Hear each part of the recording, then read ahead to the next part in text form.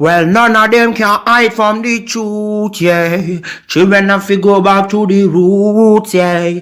None of them can hide from the truth, yeah. Children have to go back to the roots. I'm telling you now, the truth, the truth. Telling you, yeah, the truth, the truth. You have to go back to the roots, the roots. Go to the roots, to the roots. Yeah, man, this is Benjamin out of the Smiling Coast, West Africa, Gambia, representing for the one and only Abu, the big man you don't know, the Soninke warrior, the man that brings the truth, Soninke warrior, the sign of enlightenment, the Soninke warrior, the righteous and the true African. Abu, reveal the truth to them, no matter how them try run from it, because none of them can hide from the truth, yeah. Yes, we have to dig back the roots, yeah.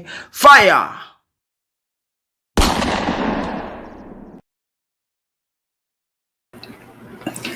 Good morning, ladies and gentlemen. Welcome to the Afridamus Report. I'm going to be your host, as usual. I go by Afridamus over here. So today I'm going to break down, the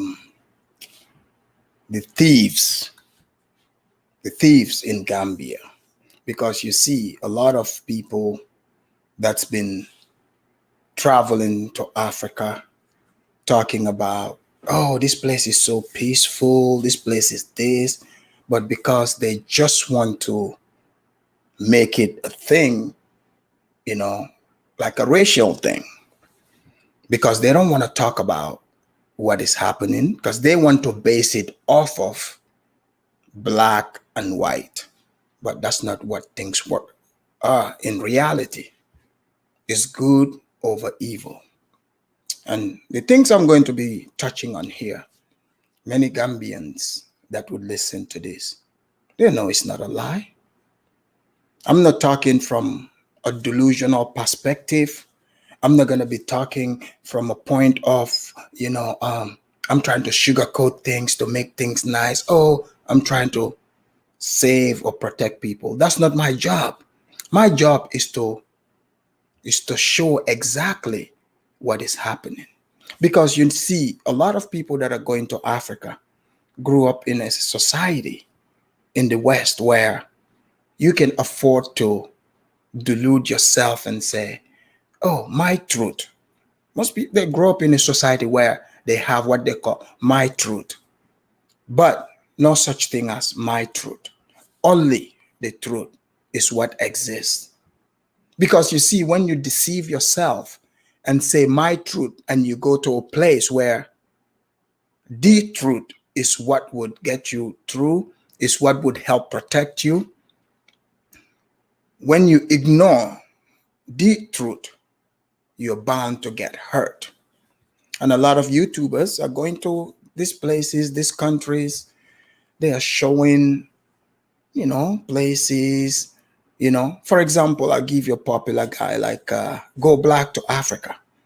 A lot of people watch him. He goes around Africa. One day I saw him, making videos, and he showed a fence. People, with their fence, protected with barbed wires around it. He claims, he's like, oh, it's like a prison. We should all be in harmony. Why do they act like the, white supremacists? I was like, okay. Some of these people, black people, I want you to listen to me. Some of you that are into this Africa thing, a lot of people are setting you up for the kill. I hope you know that. Those people that are smiling to you, going by, maybe you don't know how to communicate with them. You don't understand the psychology. You don't understand the dynamics of that society. You are amongst the den of thieves. You don't even realize that. So you don't understand what is going on. This is why a human being shouldn't deceive themselves. Wherever you go, you use logic and common sense. You look at the people, you look at their conditions. Have you ever asked yourself, why are these people in this condition? It is not your job to get those people out of the condition. You don't know why they are in it. Is it possible it's a self-perpetrating situation? Because you see, every human, we have the power to do whatever we focus our energy on. That's what's going to happen. You think that country, Gambia, that you're seeing, you think it is in shambles because, you know, it's, the place is full of such wonderful people? Is that what you think? No. Just because somebody is smiling to you, talking to you, they might be grooming you. Of course, you're going to have some people who are genuine, but the evil people are going to mimic the good people to draw you in. But just because you run into one person in an African country, now all of a sudden they are all good people. In fact, I listened to Go Black's latest video he made, and this man is doubling down.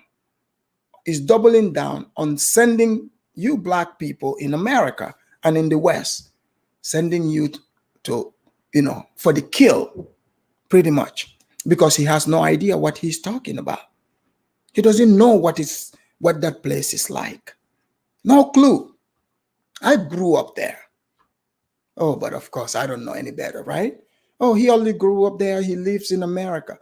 Oh, knowing about it, I guess my memory just erased, right? I don't know anything about it, but I'll attempt to explain to you what I've seen on camera today. They sent me a video of a lady called her name Tete's Travel. And, the apologetic Negropean also talked about it, but he sensationalized it and made it seem like it is another person from America that's setting up these people. Hey, I get it. YouTube, sometimes it can be fun whatsoever, but these are real human beings, real lives. When you sensationalize things and make it seem like it's just a joke or downplaying what that place is really like, you're setting these people up. You're setting them up. In Gambia, they would steal anything. I mean, anything. Starting from fruits. Look, I remember, let me tell you what areas are predominant. When it comes to thieves, I'll tell you right now. See, in the Senegambia region, when you go to Gambia, starting from Banjul, the capital of the thieves. That's the capital of the thieves. You move up, you come to Serakunda. Oh my God. Oh my God. Talk about the thieves of the thieves. That's where they are. Let me even help you here. Let me start off really good. When you land on the airport, first 2-3 people you meet, you're meeting thieves. Let's put it that way. From that point on, your luggage, the things you come in with, everything is in danger. The people handling you are thieves. I hope you know this. People, they're going to get upset and go, because the thieving, there's different levels to it. Different levels. Some, they will snatch it and run away from you. Like, for instance, I sent my sister a tablet. And she was using her tablet, and literally, I'm talking about in public. They snatched her tablet out of her hand. Boom, disappeared. Just like that. No waste of time. You have nice hat on. You're riding in a van, those public vans, because there's traffic, it would slow down, or you have your phone talking, somebody would snatch it and run with it. Just like that. Very common. Oh, you're sleeping in your home, you're not safe there. This is why the people build the big fences and put barbed wires around it or have their watchman there. But can you even trust those watchmen? Can you trust them? Or you go on the beach, the bumpsters that you meet, you're bound. You're bound to get robbed. You're bound because you're easy prey. You come in there, you think, oh, you're telling people, oh, I'm leaving America because white supremacy, and people are smiling. They're like, oh, yeah, yeah. They'll be around you. They'll be laughing.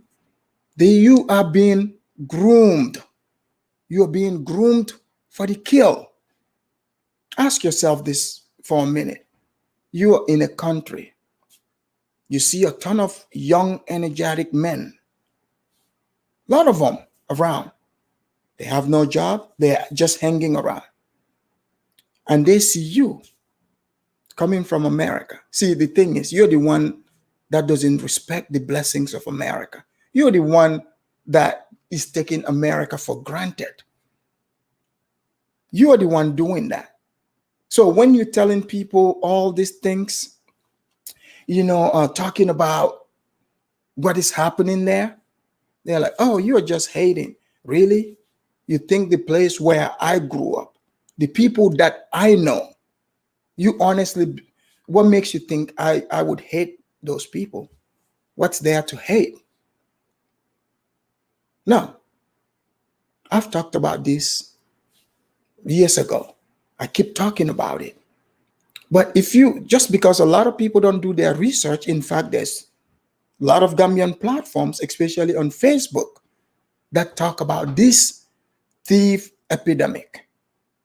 This is not only the men, the women too.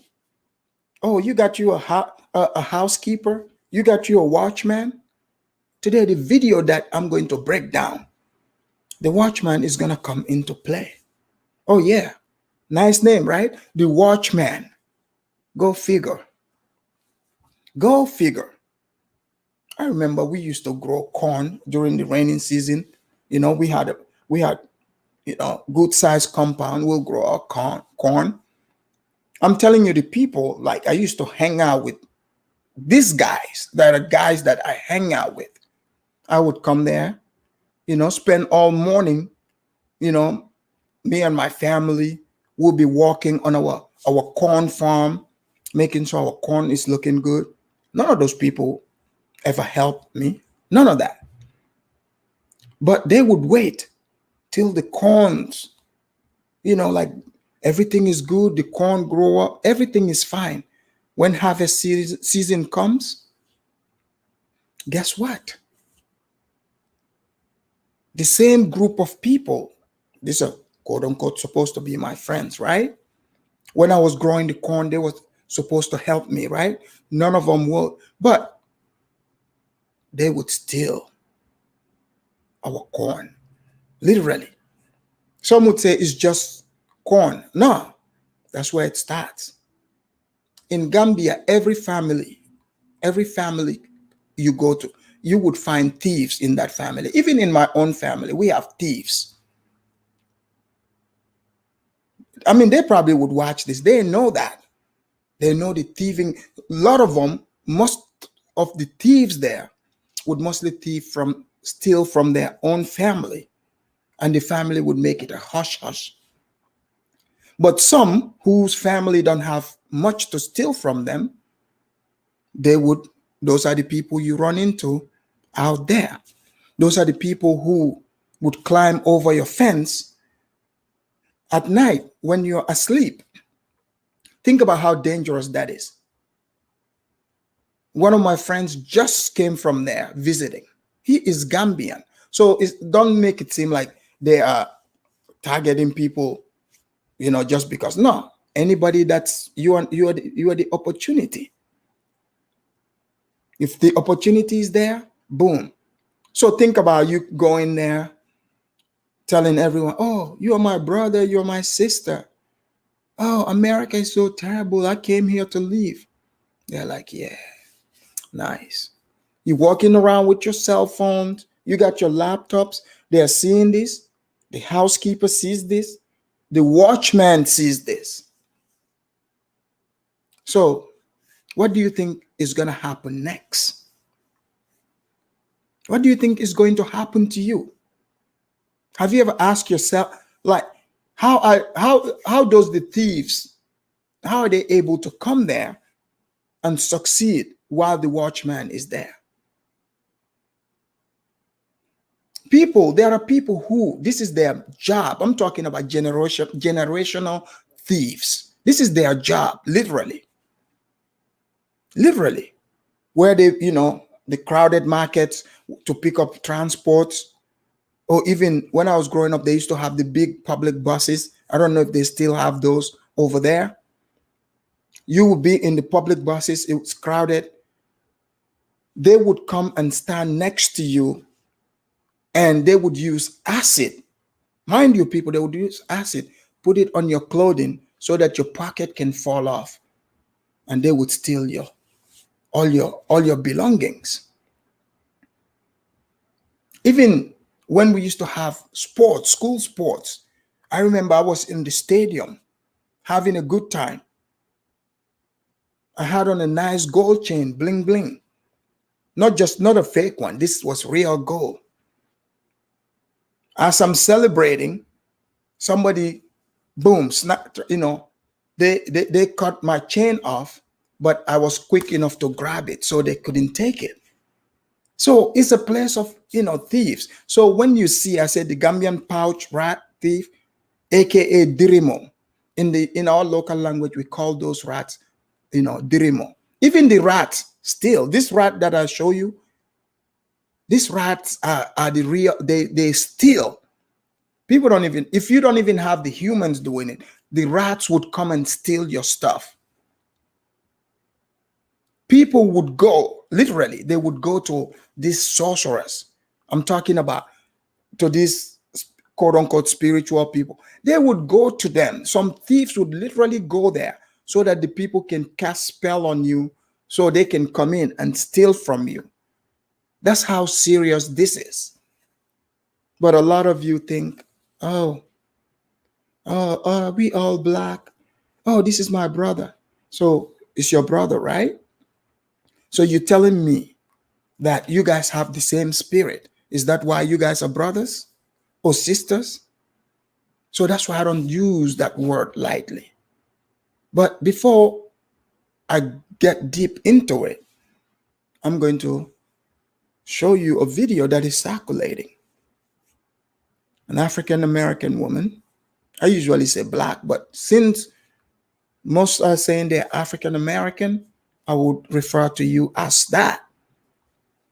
So this woman, she's in Gambia. I guess she was having a good time. That's what happens when you ignore, the realities of a place. Bad things can happen. Very, very bad things can happen. My uncle, he visited Gambia. He was staying in a hotel. He went out for a walk and some bumpsters came around him. They didn't know that he was Gambian. He was speaking English with them. They thought he was a foreigner. And they're walking with him. They're talking in Mandinka, hashing out their plan. They're saying, hey, let's walk with him, to the far away to the wooded area, and rob him, get that wallet. And the other one is like, man, I don't know about that, man. This guy, this is a huge guy. We might have a fight in our hand. My uncle, he heard all this, but he pretended like he doesn't speak the language. He just went along with them. They went, and then later they took him to a store. They didn't rob him there, but they took him to this store and they told the store owner in Mandinka, he's listening. They're like, hey, we brought this guy here to buy us We said, for him to buy us bag of rice, but you gotta double the price. And the storekeeper is like, hey, I'll add my cut to it. So think about it. You set up business. Right? And your business, this is supposed to be legit. But somehow you are helping other people rob another person. And you yourself, since you're in business, you also want to scheme off of it. And I'm not saying this is every Gambian, but the ones that have sense, they know this. They know this. But I heard Go Black saying, oh, even here in America, this happens, blah, blah, blah. Are you serious right now? Are you serious? I order Amazon packages all the time. They come and drop it off at my door. Sometimes you'll be there, even days over. No one touches it. It's still there. Am I saying in some parts of America this doesn't happen? No, it does. But I'm just telling you, in America, you will not be on your telephone and someone comes and snatches it and takes off. You cannot outrun a bullet, that's for sure. But over there, they do it and they get away with it. So this woman, I'm about to play her little clip here, her little breakdown, because there's no more sun in paradise. When you live in a culture where this culture is based on my truth culture versus the truth, it's easy for you to ignore reality. When things happen, how do you think you are helping that country or the people that you want to come there when you don't tell them these things? You don't tell them the truth. You have to lay it out. And if they still want to go, that's on them. That's on them. Mimi, I get that. But maybe we cannot lie and say we don't, thieves are not rampant in Gambia. Yes, then people don't lose their lives, but you would see how this woman completely breaks down. And I totally get it. I see how she broke down. Look, I've been in Gambia. The disappointment this woman is seeing, I've had that. I put out my favorite clothing to dry, or my pants, boom, it's gone. Just like that. Just like that. So why should we pretend that this is not reality? We plant our corn. The people that I know, hang out with them. I show up there, they're there eating corn. I know it's our corn. These are thieves, but they don't see it as that. You show up at the airport, they steal your stuff.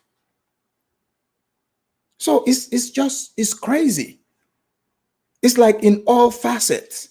You look at the government steals too. Hey, Amilcar, look, man. If it happens in Europe, you go do video about Europe. I'm not into this, it happens over there. I don't care about all that. Okay? I care about speaking about what's fact so people can see what is real and change their lives. But some of you like lying to yourselves. I'm not into all that. If it happens in Europe, great. I don't live in Europe. I live in America and I'm from Gambia. So I don't care about what goes on in Europe. But what I know is this does happen where I come from. This does happen there. Of course, people steal in America. I know this. I know this. But okay, we should just ignore it, right? We should just pretend. And so every time, you guys notice when I come here, I talk about, the things that black people do in America, right? Do you ever hear people like Amilcar say, oh, this happens in Europe too? No, they don't say that. But it sounds like, oh, you want to hear, black people in America, you want to hear about their, their bad behavior. But when you want to talk about the things that is happening in Africa, you want to say, oh, it happens there too.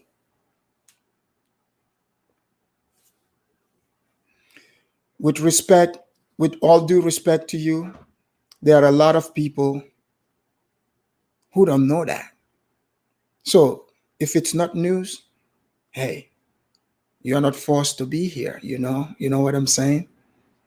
You can just see yourself out, plain and simple. Anyways, I'm going to ignore you guys. I'll focus on those who are here to hear the truth, plain and simple. So let's start here. You guys will see. It starts with a phone call. Obviously, the police are not going to pick up the phone call, plain and simple. Let's hear this.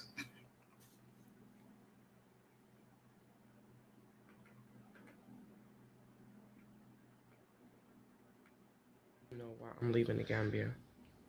We're sorry, the number you have dialed is not in service at... We're sorry, the number you have dialed is not in service at this time. Grand Rising, welcome back to Travel with Tay Tay. So if you're watching this video, then you will know why I'm leaving the Gambia. And I'm never coming back. Do you see this?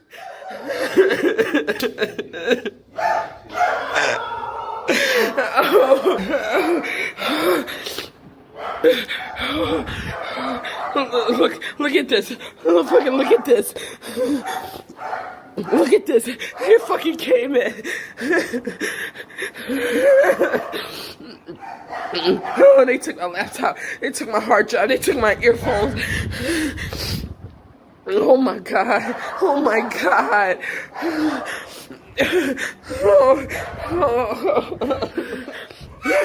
So this happened. So you guys see how upset this woman is, right? So some of you think we should just ignore this.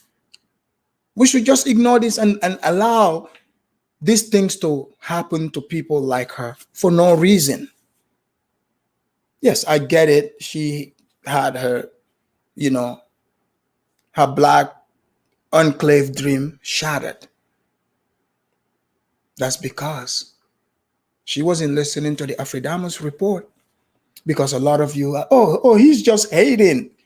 If this woman was listening to the Afridamus report,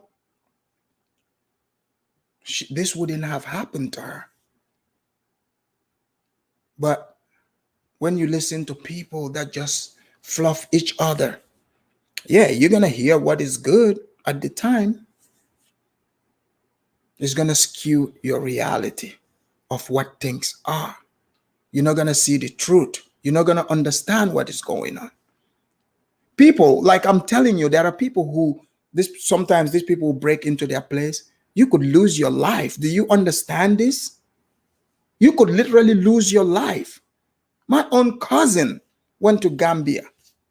I told you guys that story here before he even unpacked completely. Like this guy was in his shower. They hopped through the window and stole everything. So those of you that are saying this happens in Europe too, you guys are delusional. You guys are wicked. Seriously. How can you see this video and not want to analyze it and warn other people of what is happening? But it's all fun when I'm talking about how black people are doing crazy shit in America. Nobody is like, oh, this happens in Africa too. People shoot each other in other African countries all the time. There's full-blown wars. But when I talk about, a small area in America where black people are shooting another black person, the gas station thing, nobody is saying, Afridamus, there's wars in Africa too. Nobody is saying that. But now, talking about something that affects even me directly. Oh, this happens in America too. You don't think I know that? But I can assure you, I can guarantee you, this right here, I'm not worried about this happening to me in America. I'm not worried about that. But in Gambia, it could happen to you. The likelihood of this happening to you in Gambia is more prevalent than it is in America. Let's just face reality. Let's just face the truth. Yes, black people in America, they have their issues, but this right here is not one of them. Yes, there is some who steal, of course, but other black people would warn you. They would warn you about that. Hey, no, man, don't go over there. They'll tell you that. You go around on YouTube. I'm not the only one talking about this, okay? We have huge platform called the Fatu Network. We have What's on Gambia. You can go look at those platforms. These are Gambian platforms. You would see them show what the news is. And this guy saying, oh, they talk about the news, thieves in Gambia all the time. Okay, what's your point? So you don't want me to tell people what is going on? You don't want me to tell them? It's just the thieving culture needs to change, plain and simple. That's why that country is the way it is. You start from the top all the way to the little people, the petty thieves. From the top, everybody is stealing. You get to the airport, they're stealing or begging from you. Like, what the hell is going on? What is going on? But you can talk about it. Whoa, we have to hush it. Oh, we can talk about it. Oh, we all family. No. If you're my family, you shouldn't be stealing from me. You shouldn't be scheming, things against me. Plain and simple. Oh, but I'm just supposed to say, oh, yeah, it happens in America, so therefore I should take it. Oh, it happens in Europe, I should just take it. What is the point of writing that in the chat? What is the point of that? The situation we're dealing with today this didn't happen in America. It happened in the Gambia. So let's talk about that. Simple as that. When you find a video where this happened in America, you send it to me and see if I'm interested in it. But this is what we have to talk about. Because you hear Gambians say, oh, we have these problems. You have people, they would elect chief dirimos. You guys, the pouch Gambian, right? You see, the local name is called dirimo. When people call you dirimo, that means you are a super thief. Hey, do you guys know what I cannot stand or trust ever? Thieves and beggars. I cannot stand those two groups of humans. I cannot. This is why. People, I want you guys to eventually join me. So help me become the president of the Gambia. That place would change completely. It would become the real smiling coast. Plain and simple. Because I'm not interested in taking from them. But I'll be sure to put a complete stop to the thieves. I have a remedy for them. I have a great remedy to break that culture of thieving. So let's hear more. They knew they couldn't get in the door, so they got in through the window. I'm not coming back here. I'm done. Once I get on my flight, I'm not coming back here. See this? She's living paradise. She doesn't want to be there anymore. Lady, you should have done your homework. Even the way they built, they put this bar on, that is mediocre at best. Like, you at least got to give the thieves a lot more work than that. But even the way this is built is mediocre at best. How are these people able to come and remove that within that short amount of time. I mean, if they're gonna break into your place, make sure you built it in a way where you have to, have drills. You start drilling with drill guns. I mean, I don't care what you're doing upstairs. You would hear that. But you guys heard the dogs, and she had a watchman. She's going to tell us, about the watchman, because you see, the watchman is probably some Gambian guy, who would say a few things in English here and there. And she just like, oh, he doesn't understand. Oh, okay. We'll find out if he understands or not. That's why I say stop deluding yourself. She got her wake-up call real quick. Real quick. But let's see how she feels about it. So 4 a.m. between 3:30 and 7 a.m. on Monday morning, I awake to my security telling me that someone was in the house. Wait. Did you guys catch that? So she has a security. Can you guys believe that? So how your security is supposed to be the one stopping this from happening to you. The security is not there to tell you afterwards. Oh, someone is in the house. Maybe is that because the security, that was his friends? Is that a possibility? If this lady is watching this, I hope you know that is a thing. The watchman that you guys pick, oh yeah, they will set your asses up. Your little cooks that you have there, oh yeah, they will tell the other people what's in that house. So your security told you that there were people in your house. He was supposed to stop these people.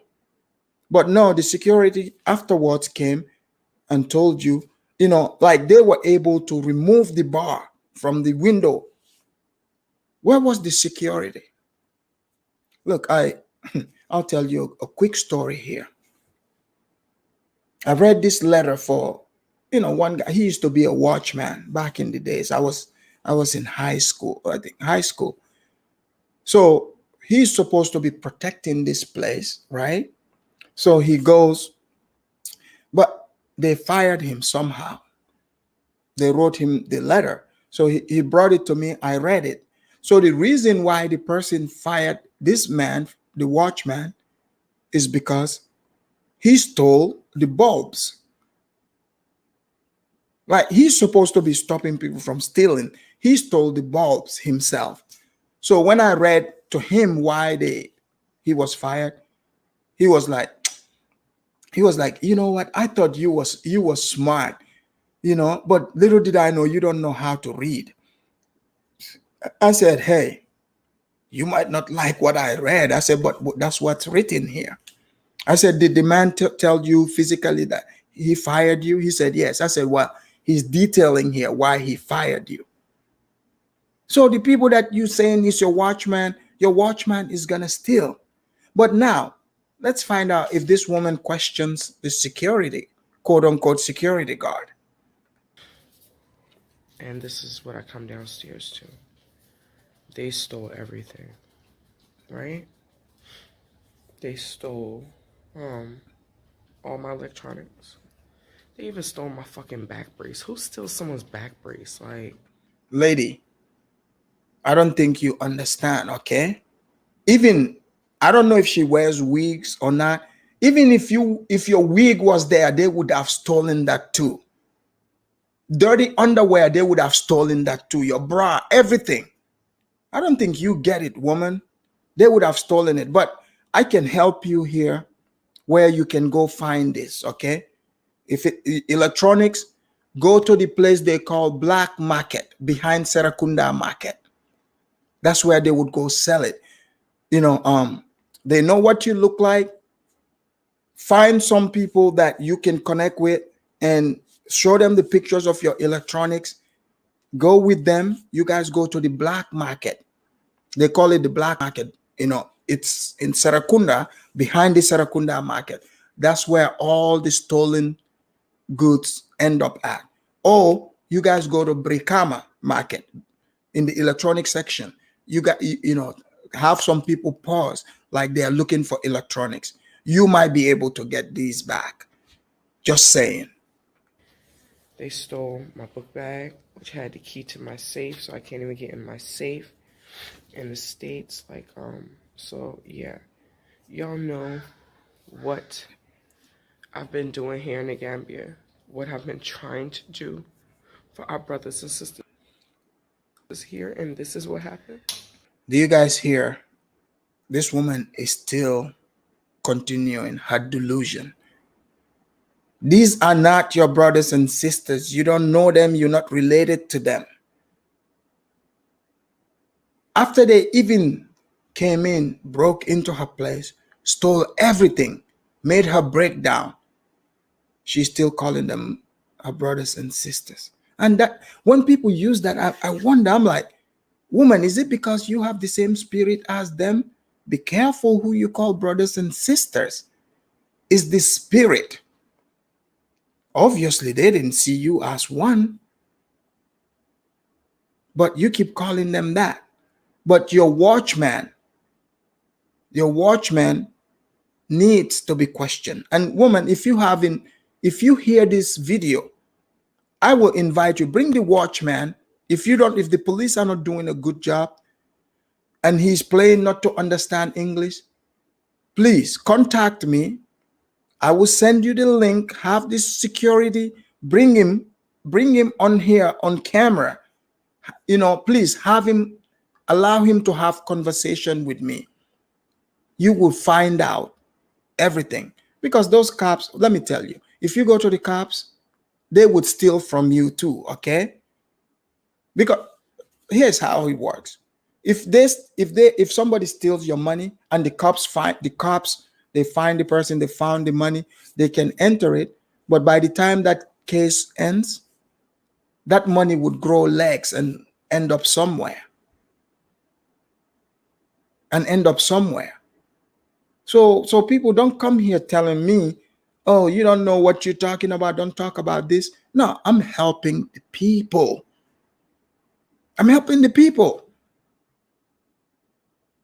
So what Go Black is telling you guys, he is setting you guys up.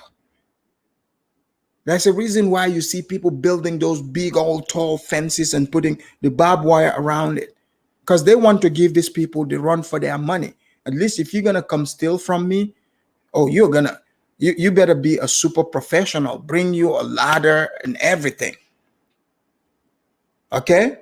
Look, do you guys know there are Gambians who have lost their lives? They enter taxi. This is another thing too that I saw on the news. And the people that you're entering the taxi with, you think you're driving in a taxi, these people are actual robbers that are posing as taxi drivers. They would take you to like a secluded area, and bad things will happen. IB said, so basically Gambians can't be trusted according to Afridamus.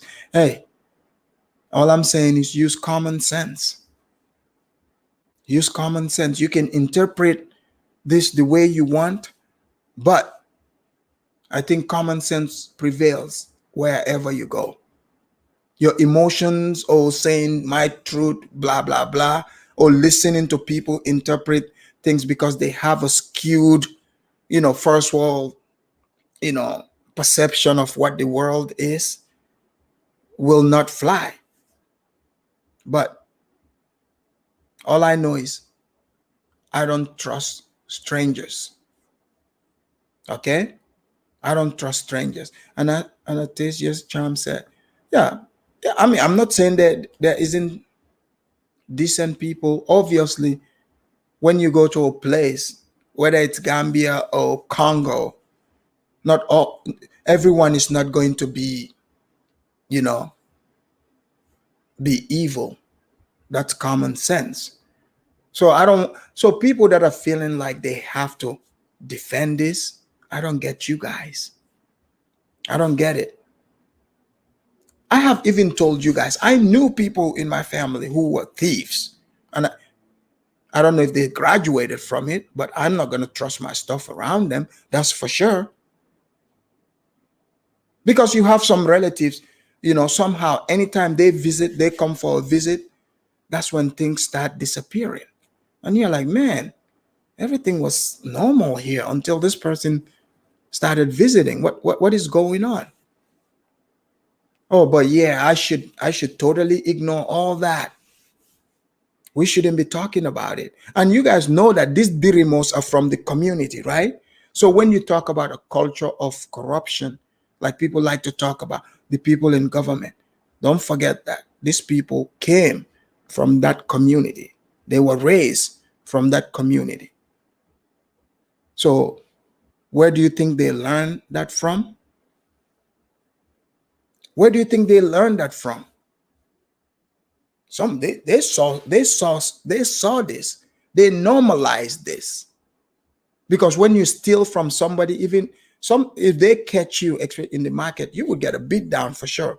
But the people that steal from neighbors or family members, they would want to just talk it out. They would just want to talk it out.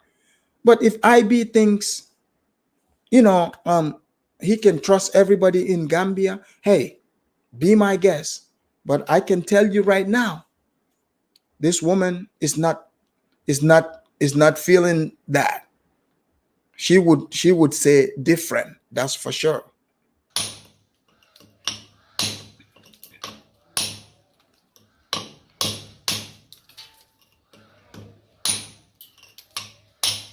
Yes. Do you guys see how weak this is? They can just bring a little chisel and hammer and hit that. Like, how are you even protecting yourself? The bar should be buried in concrete. That's what it should be. They shouldn't just be able to use little tools and remove it. But the way they build this is mediocre at best. See, in Gambia, if I were to settle there, I would make sure, bring me a couple of pit bulls, young pit bulls, train them to eat any human who isn't invited in that vicinity. If you hop over that fence, you would have a problem to deal with. A real problem. A watchman. What the hell? Paying somebody to rob you? Are you kidding me? A watchman. Oh yeah, he's a good watchman. He watching your stuff and inviting his homeboys, letting them know what you got. Oh, she got laptop. They're like, hey, your American friend, what does she got? Oh, she got laptop. She even got one of those things. She put it around her waist. We don't know what the name is, but we're gonna take that too. They're like, oh, does she have wig? We don't know, but hey, just come on over. I'm gonna pretend to sleep, okay? And this watchman, they would tell, oh, I was sleeping. Like, you wasn't supposed to be sleeping. I'm paying you so I can sleep peacefully. But you see, you won't have that issues when you have a pit bull, couple of pit bulls, or get you at least 2 Rottweilers. Because if you find yourself among a pack of Rottweilers, you are a dead man. You are a dead man. And these dogs would be trained to kill. Plain and simple. They'll be trained to kill. Because you see, the dog is not going to fall asleep. Dog's not going to fall asleep. And even if it does, you come there, you start your craziness. Oh, yeah. They would be on you. They will be all up on you like barbecue sauce on ribs. So you hear it. You will hear this. Yeah, so if they're doing this, you will hear it. Now I'm going to go upstairs and I'm going to go in my room as to where I was that night. Positive Vibe said she wasn't worried about her life, but her stuff. Come on, man. Are you kidding me? That's a ridiculous statement to make. And I'm going to see what I hear upstairs.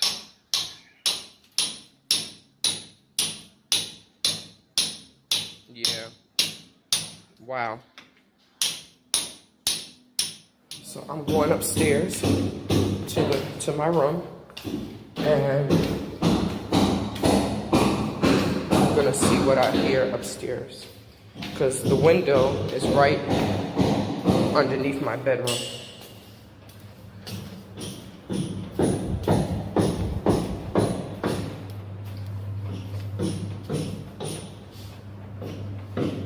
Now the window is open.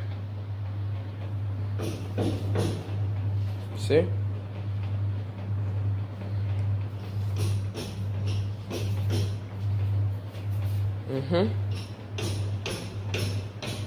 You can still hear it. So, ladies and gentlemen, you guys saw that, right? But for some reason, she's not putting a lot of emphasis on the watchman. The watchman. You see? I mean, I don't know how she didn't hear this.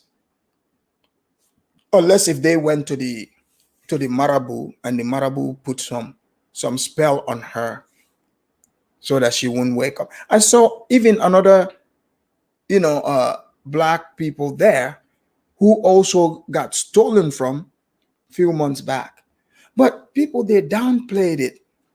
They downplayed it. Oh, like, oh no, it's not a big deal. All in the name of blackness, right? Oh, we don't want to talk about it because this is what's going on. Like, I wonder, like, how did she not hear this? That's what is blowing my mind right now. But let's talk about the watchman. The watchman. How did the watchman not catch this? But when they were completely gone, he was able to come tell her, oh, there are some people in there. Did you invite these people in? Did you invite these people into this woman's home? That's the question that should be asked. I know some say get the police to investigate. Really? The police. First of all, you call the police, they're going to be like, hey, you got gas money for us to come? And people that are going to, prove me wrong that this doesn't happen. So if people don't want me to talk about all this janky stuff, they need to fix it and change it. Yeah, some are going to say, oh, Afridamus, why don't you go fix it? I can't. I'm outnumbered. I'm completely outnumbered. People they got thieves in their families and they're keeping them, they're hiding them from people. These thieves, eventually, they become the people who are supposed to be watching over the actual thieves. It's like putting the fox over the hen house. What do you think is going to happen to the hens in there? Yes, you got the answer. You got the answer. So anyone that knows this woman, make sure you let her know. The police are not going to do a good job of this, but you found somebody who is an expert in Gambian thieves. I can break this down. Bring the watchman here. I will send you the link. You bring the watchman and and let me talk to the watchman. But people, it looks like people have a lot to say. I'm gonna drop the link, and I would invite people one at a time, and I want to hear what you guys think. What did you guys hear about Gambia? What's your idea? How do you feel about knowing that you could get robbed like this? Because the danger is, people, I understand why this woman is shaking. I understand it. Because how can you, when you're in your home, you're supposed to feel safe. But when someone intrudes in while you sleep and they're able to leave with your stuff, you no longer feel safe. You no longer feel safe at all. So this, this is a serious issue. One of my friends that went there, he was gonna stay for like months and months in the Gambia. But somebody jumped over through his window too, just like her. And it totally broke him down. He's Gambian, by the way. But he couldn't take it. He left. He went back to the UK. He couldn't take it. I told him he had the wrong idea. See, for me, if I'm going to be settling there, oh, you guys already heard what I'm going to do. I'm getting me a dog. Not one dog. I'm getting 3 of them. 3 of them. Plus a watchman. One dog would be assigned specifically to watch the watchman. Plain and simple. Let me drop the link here. And if you have anything to contribute here or questions, by all means, come on in.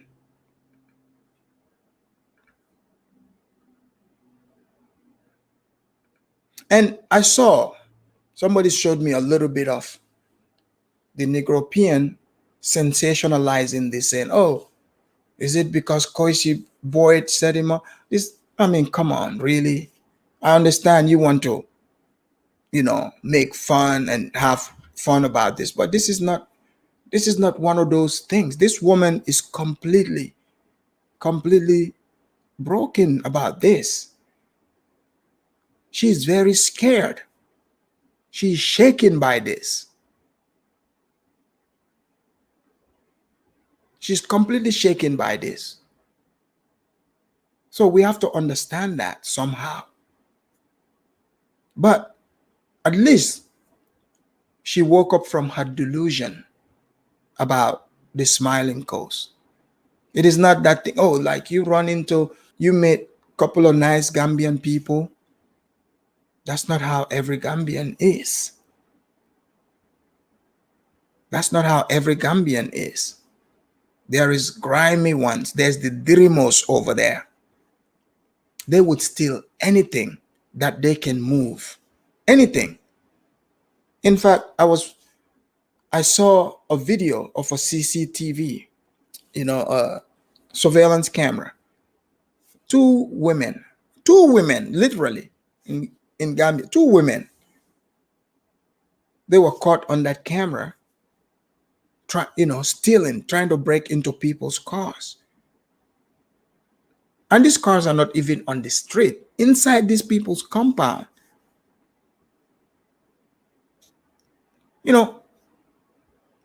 It just blows my mind. I say, what's going on in that country? I have shown you guys videos here where they caught this young boy. He had his knives, improvised knife that he made. What was that for? You guys should be asking this question. You're going to confront somebody. You're going into their compound and you're showing up with knives to take their stuff. What is the knife for? So let's not play these games to say, oh, these poor innocent people, blah, blah, blah. Nah. As we talk here, I just got another phone call just last week. Just last week. From someone who just came from the Gambia, Black American. And I used to talk to them and tell them about all this stuff. They're like, as usual, oh man, you just hate Africa. I'm from Africa. Why would I hate Africa? But when the person came back, they called me. They were like, oh my God. I hate to say it, but you were right. I said, do tell. He said, just like you explained it, starting from the airport, all the way dealing with a lot of those people. It just wasn't, it's not pleasant. And somebody has to talk about this. Because all these people making YouTube videos, either they don't know about it, or they just want to pull you in and set you up. Because, Go Black did the same thing. It's like, oh, this happens in America too. We know that it does. We definitely know that. But this woman, we can tell, she's lived her whole life in America. She's never experienced this. Because the way she is shaking, you know that she's never experienced this.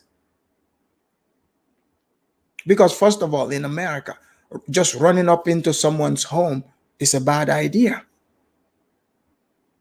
I mean, I wouldn't encourage anyone to run up into my home because it's not going to go well for you. Because, we have what they call castle doctrine. There is laws, okay, in America. You run up in someone's home like this, you might get lead poisoning. And people know this. There is a deterrent. But in Gambia, that's not a common thing. That's my whole point. Exactly. Reed, you made a great observation here. The dogs did not bark because the people that went there, the dogs knew who they were. Or maybe the watchman took the dogs for a walk. Is that possible? Like, just live with them for a little bit. That's a possibility. Because he disappeared for a minute until he came back. They were done. He goes, he tells her, they broke in. Oh, okay, wait a minute. Why are you telling me this again? Why did I hire you? Oh, yeah. I hired you so they don't break in. But now they broke in. Are these people your friends? This is why I need to talk to this watchman. Whatever this woman does, I mean, I'm sure she's paying this watchman. Bring the watchman on camera on the Afridamus report, and I would have a nice conversation with him. I would ask him how this happened and all that. And everyone would have the clear answer. With due respect, TV, you're right. Begging and thieving is a real issue in the Gambia. Yes, it's still a nice place. Don't get me wrong. I'm not saying that, it's not, this is not everyone's experience. That doesn't mean the place is not nice. Of course, it is nice. Her place obviously looks nice. That's why the thieves came over there. So for those who probably think I'm saying all Gambians, oh no, the Gambians that are listening, they know that it's not all Gambians, because if I say all Gambians, that means I'm gonna say I'm a thief too. And I'm not a thief at all. But I know plenty of thieves. In fact, one of the guys, right? You guys are not gonna believe this. Because you see, habit is people cannot just change their habit. This is why I say the environment is not always the problem. People carry their habits with them. I remember one of the guys who used to be the guys that stole our corn. He, in fact, ended up here in the United States. Can I get a visa on arrival to the Gambia? Yes, you can, Nakmizi. Actually, I think that's the easiest way to do it. So this guy, he has that thieving habit. So one day he told me, he was like, hey, bro, can you give me a ride? He didn't have a car. So I gave him a ride to a clothing store called Ross. And this guy, he stole from Ross. He was able to get away with it. So when he got in my car, I saw the items he stole. I was like, did you pay for that? He was like, oh, he's like, hey man, he's like, I snatched it. And I told him, I said, hey man, I said, don't ever call me to come, give you a ride. I said, because when you go and steal, you're in my car, I'm an accomplished, and I'm not that type of person. I had to cut ties with him. But when you don't stop stealing, you will get caught. You will get caught. Eventually, he got caught. He went to Macy's. This dummy used to work there. They suspected that he was stealing, but they couldn't prove it. You know how they hire the people for during the holidays? Like they would hire extra workers. Yeah, this guy was in there, thieving, stealing, scheming. He brought the Gambian job there.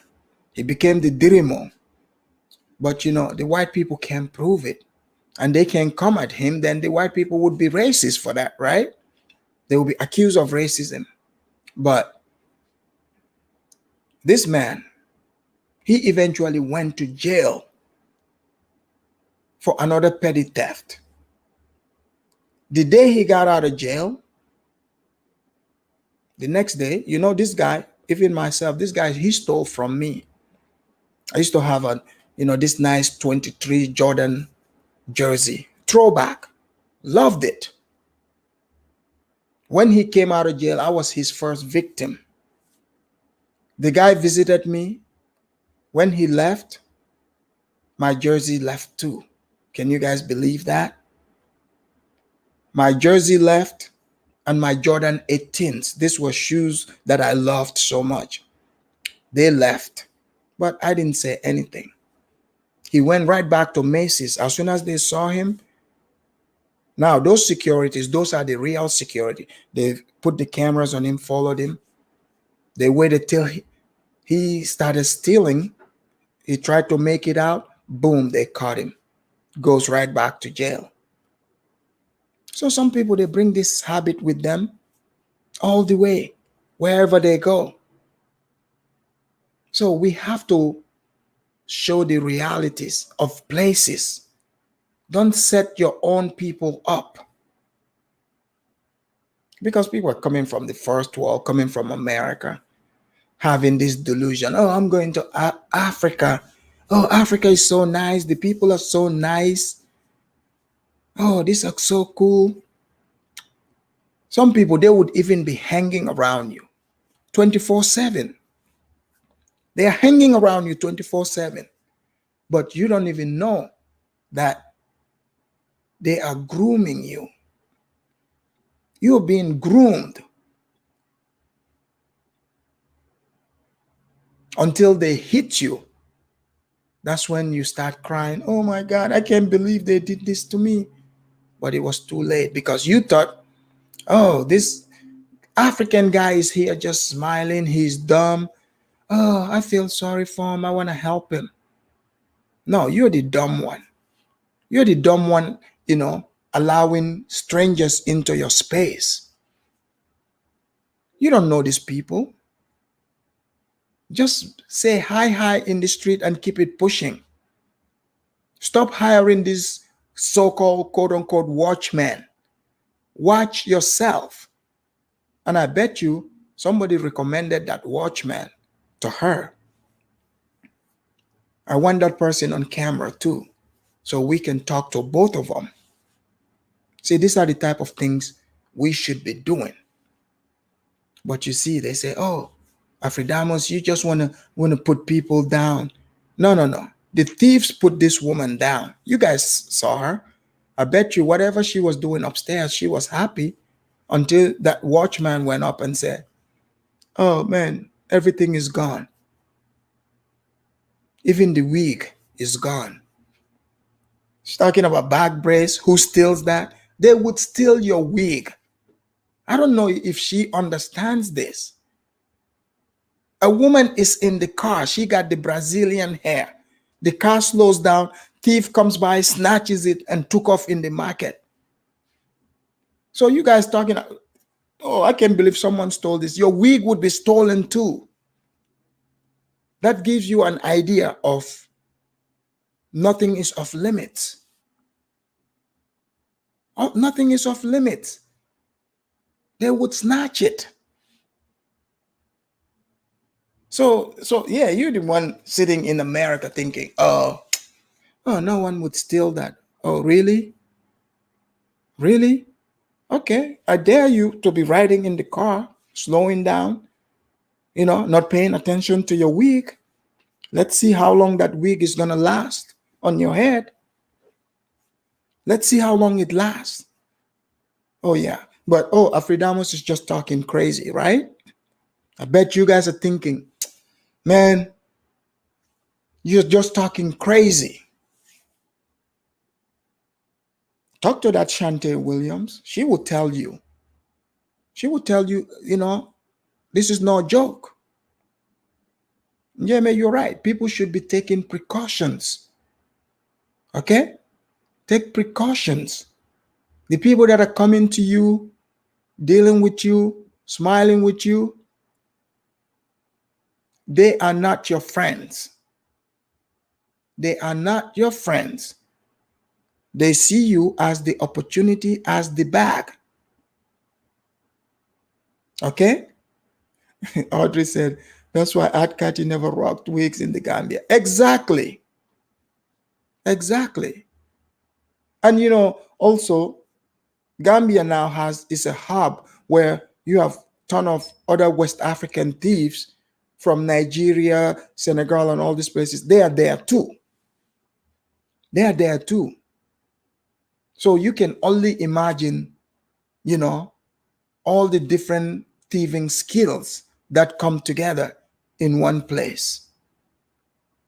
Like literally, like there are people, this is their profession.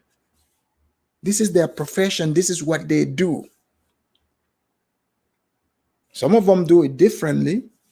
Some groom you, being by your side,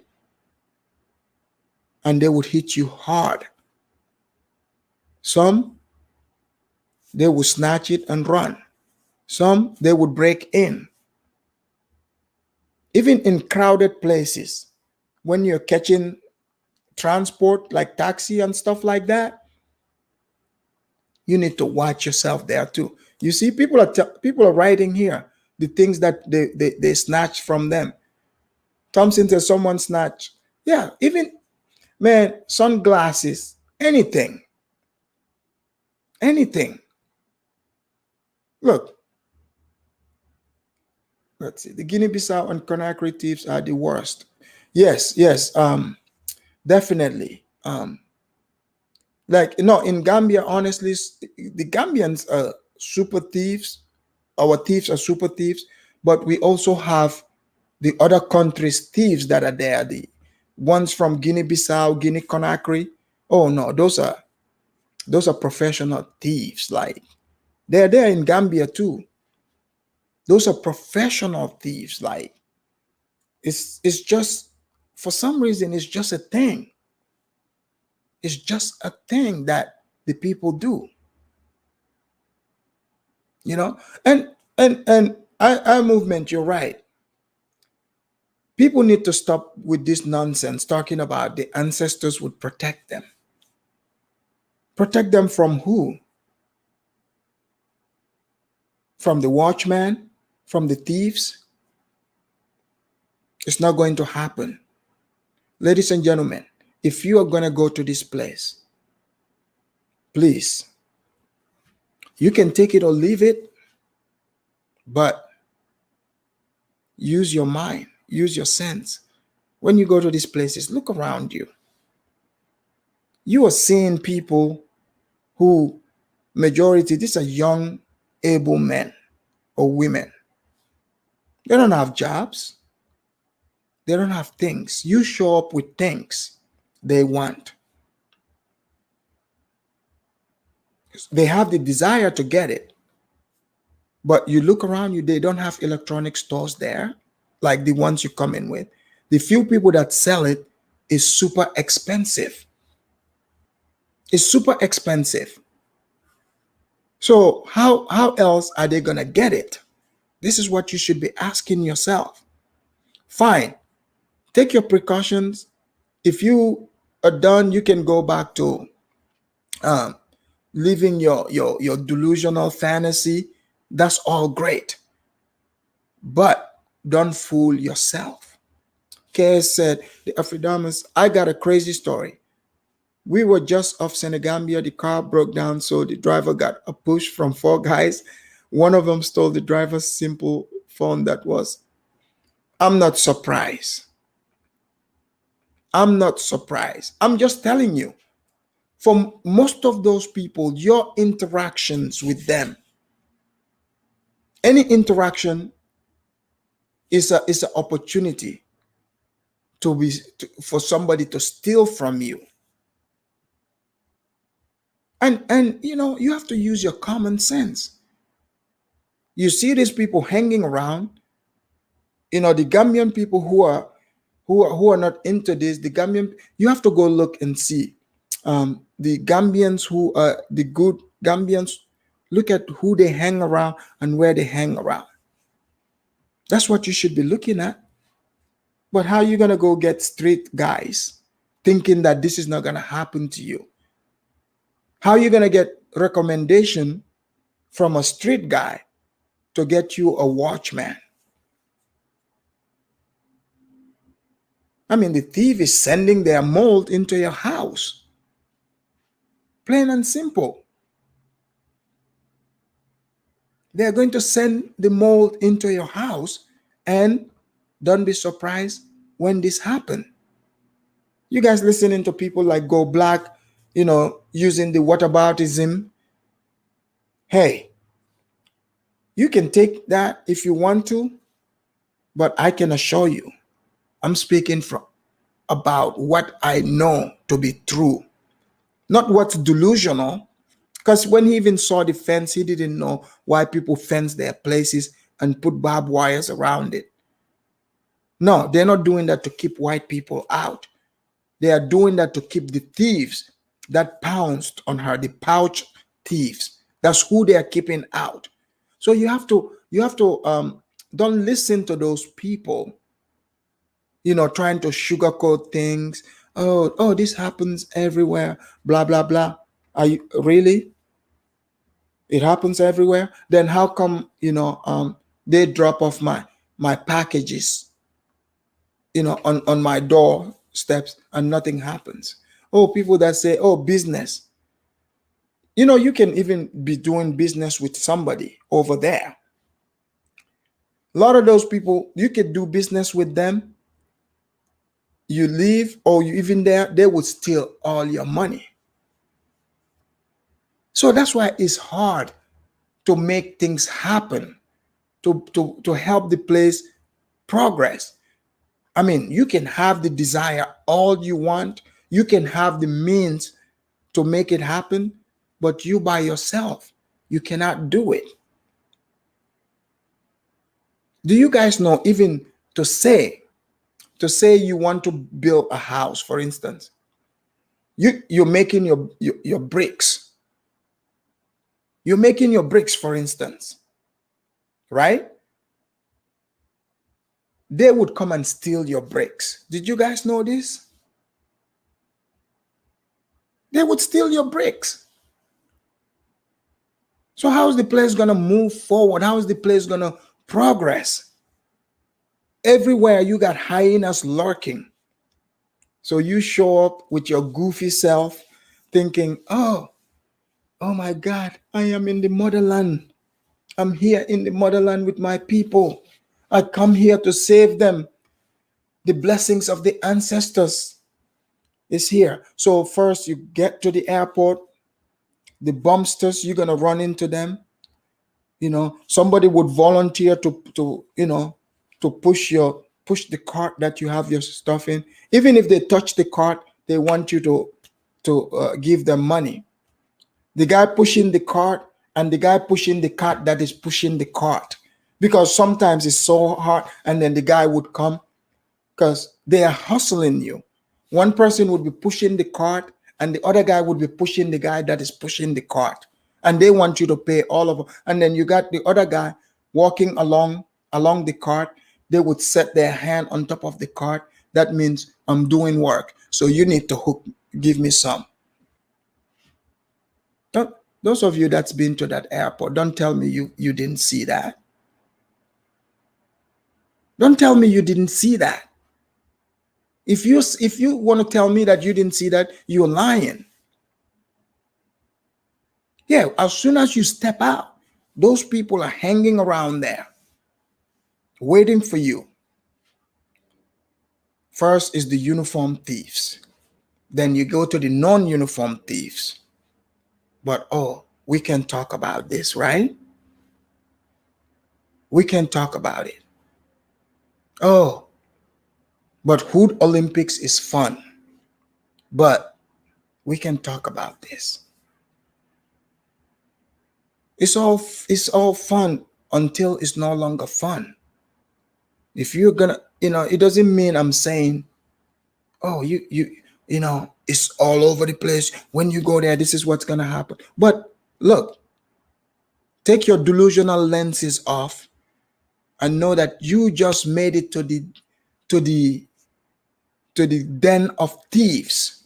You just came in contact with a bunch of thieves, and you're the prey. They're ready to prey on you. Seriously. She said, stop it, Afridamus. Brandon is going to be pissed. That's another delusional guy. Another delusional guy that any person that is going to Africa, if you listen to these people, you will get hurt. Okay? Like yesterday, I listened to some panel a little bit. I mean, Niger was there, as usual, the professional panelist. And this delusional woman, the Wakandan queen, she wants to go build Africa, but she says she's from Haiti. Haiti could use your help, but that's no here or there. This woman literally said, oh yeah, Nigeria sets the pace for Africa, blah, blah, blah. And Niger did not bite. Niger said, oh, see, he is delusional, but he is not that delusional because he knows Africans are listening. He's like, no, most Africans would disagree with that. She's like, people say Nigerians are scammers, 419ers. That's not true. Niger is like, well, some would say that. It's a majority word. See, Niger is not crazy, okay? But this woman is crazy. They sat there, saying, oh, they're just accusing Nigerians. They don't pull 419 on people, Oh, really? They don't? They don't? You know what, ma'am? There's a ton of them online. Why don't you, share your information with them and let us know how that goes? But you see, they talk, when you speak the truth, They know exactly what you're saying, but they play these dumb games with you. They try to pull you into their stupid ideas, saying, oh, but you're saying all Nigerians. Really? How can the whole country do the same thing? Obviously, in that same country, they are victimizing people in that country. Those people are not part of that. So, like me talking about the thieves in Gambia, it's not the whole country. Other Gambians have been victimized too. Like I told you guys, I sent my sister, a tablet, and she was out there, trying to stun on the people, using it, recording. Oh yeah,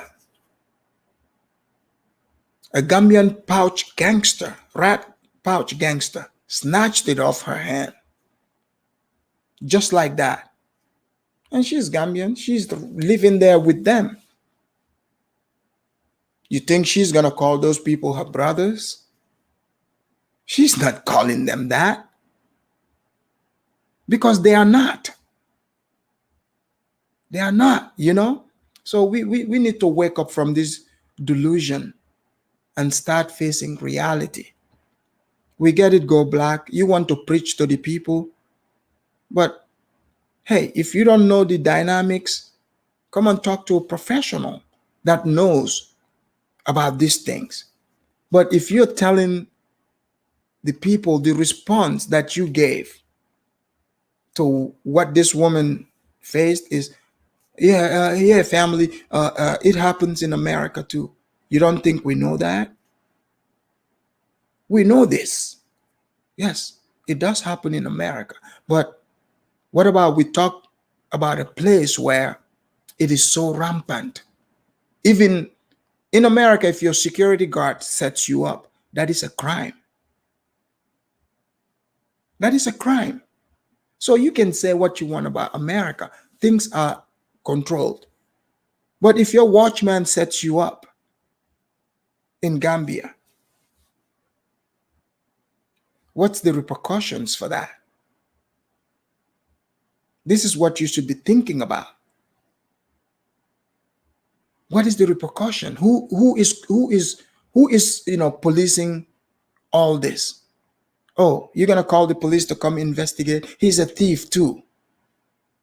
How is a thief going to investigate a thief? How is that going to happen? So the only police is yourself. You have to police yourself. You have to stop believing in this delusion. When you go into these places, you pay attention. Know what you come in contact with. Stop pretending.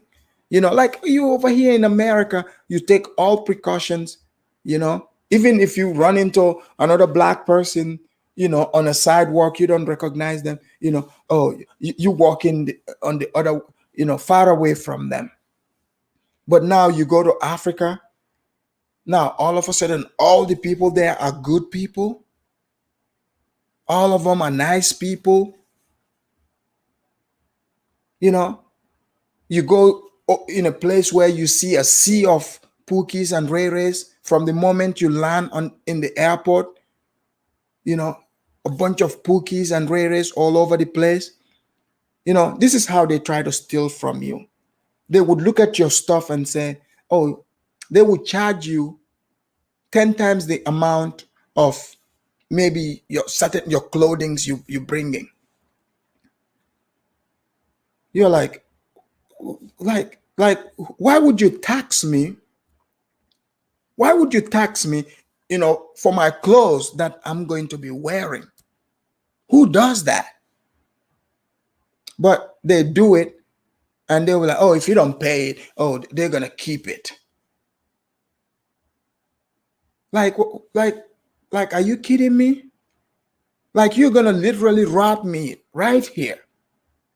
While I'm standing here, you're gonna rob me. I was traveling through Senegal one time. A uniform officer, takes my gene. He said, oh, you gotta pay. Man, the amount he told me, it was like 5 times the amount of the gene. I was like, what? That's my clothing. Like, like, why are you charging me? He said, but I don't know that. You might sell it. I said, but I'm not going to be selling it. I'm wearing it. It's my clothing. He's like, I don't care. Like, he's like, if you don't pay it, that's it. You're not gonna go, you're not gonna go through. I mean, I just let him keep it. And he kept it. He took my jeans. He took my cousin's jeans because I was traveling with my cousin. Just like that, they took our stuff from us.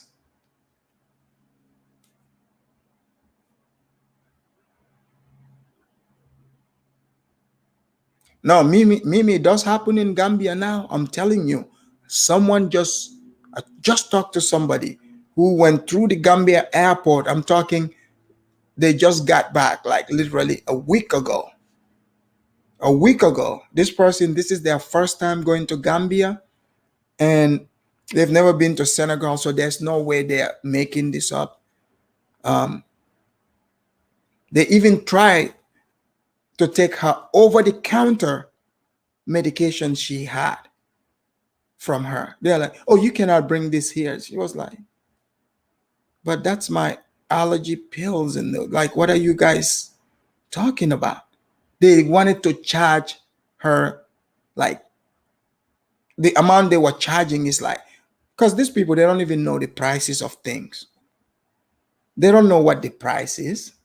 So they just hit you with certain amount, and you're like, I'm thinking to myself, I'm like, man, these Negroes here are crazy. Like, how are you gonna charge me, 10 times the amount? Like, you can keep it. I mean, where I come from, I got plenty of this over there. You can keep that. And they will keep it. They do it at the Gambia, and they do it in Senegal too. They do it in these places. So you have to be ready for this. Let's see, Anastasia said, true about the airport. You have to appear confident and refuse to pay. Don't let them take your stuff. Man, they would try to argue with you and hold you there.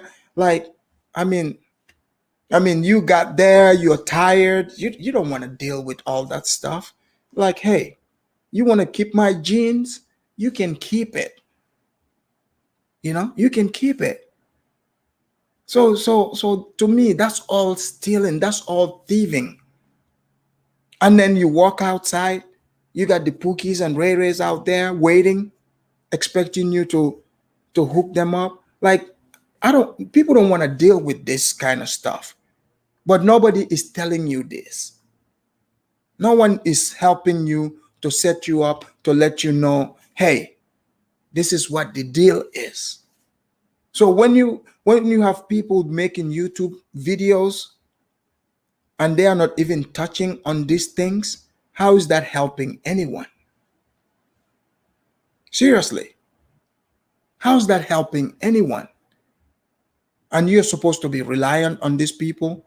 And I'm surprised this woman has been in that country, I don't know however long, it seemed like a while. You would think she would have been watching the news and understand. Lion King said, you are exaggerating. Stop with the hat.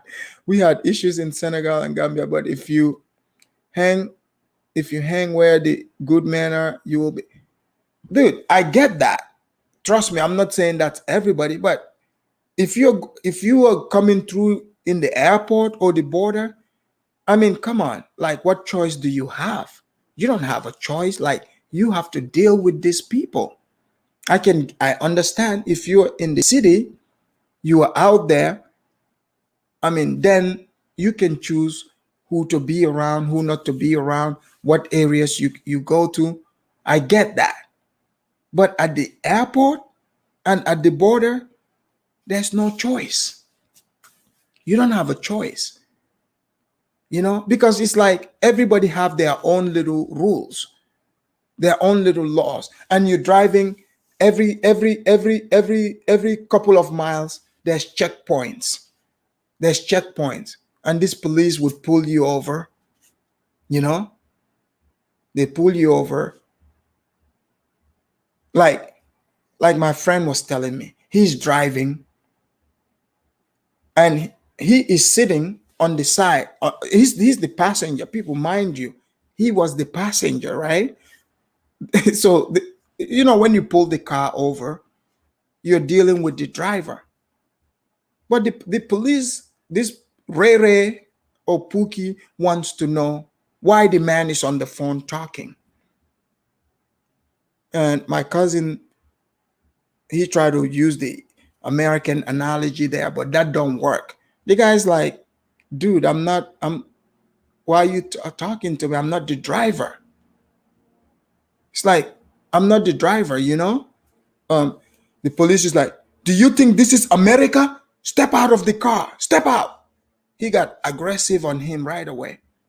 So because he pulled the car over, so the driver is not on the phone, mind you. He's the passenger. He flipped it. He said that's why he pulled them over, because it is dangerous. Really? So he said it's dangerous when the driver is driving and the passengers, they are talking on the phone. That's distracting. I was like, are you serious right now? Like, this is really happening? Like that is happening. But these YouTubers are not showing those things. They got checkpoints everywhere, and they want you to give them money. You can't give money to all these people. You can't do it. So maybe when people talk about this, you show it. When they see it, they would change.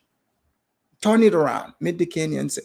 He said, Wadimaya got robbed in Kenya. I'm not surprised. I am not surprised by that. I'm not surprised, because they want to sensationalize these things. You know, they are blinding you, you know, off of these things. Those of you that's been there to Gambia, you know that I'm not lying. You know I'm not lying. You know this is true. I'm not throwing any shade on anyone, but it's to help the people see. Like, we see what you're doing. We see you, and we don't like it. Your behavior, your mentality is why the place looks like the way it is. You hire people to work for you, to make you bricks. They are stealing from you. How do they steal? If it's supposed to be 10 bags of cement used, they will probably use 5 and put a bunch of sand. And you wonder why the buildings don't last. And this is happening to other Gambians. Other Gambians. That's what I'm trying to tell people here. So this woman taking the video and putting it out there is a good thing for all of you to see. For all of you to see. Because I know if I have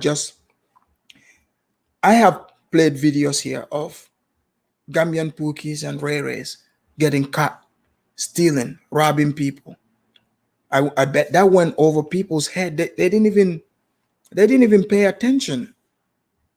But with what happened with this woman, they know, oh man, that's, you know, that could happen to me. So it hit home and people are paying attention. I'm going to drop the link here. Give me a second.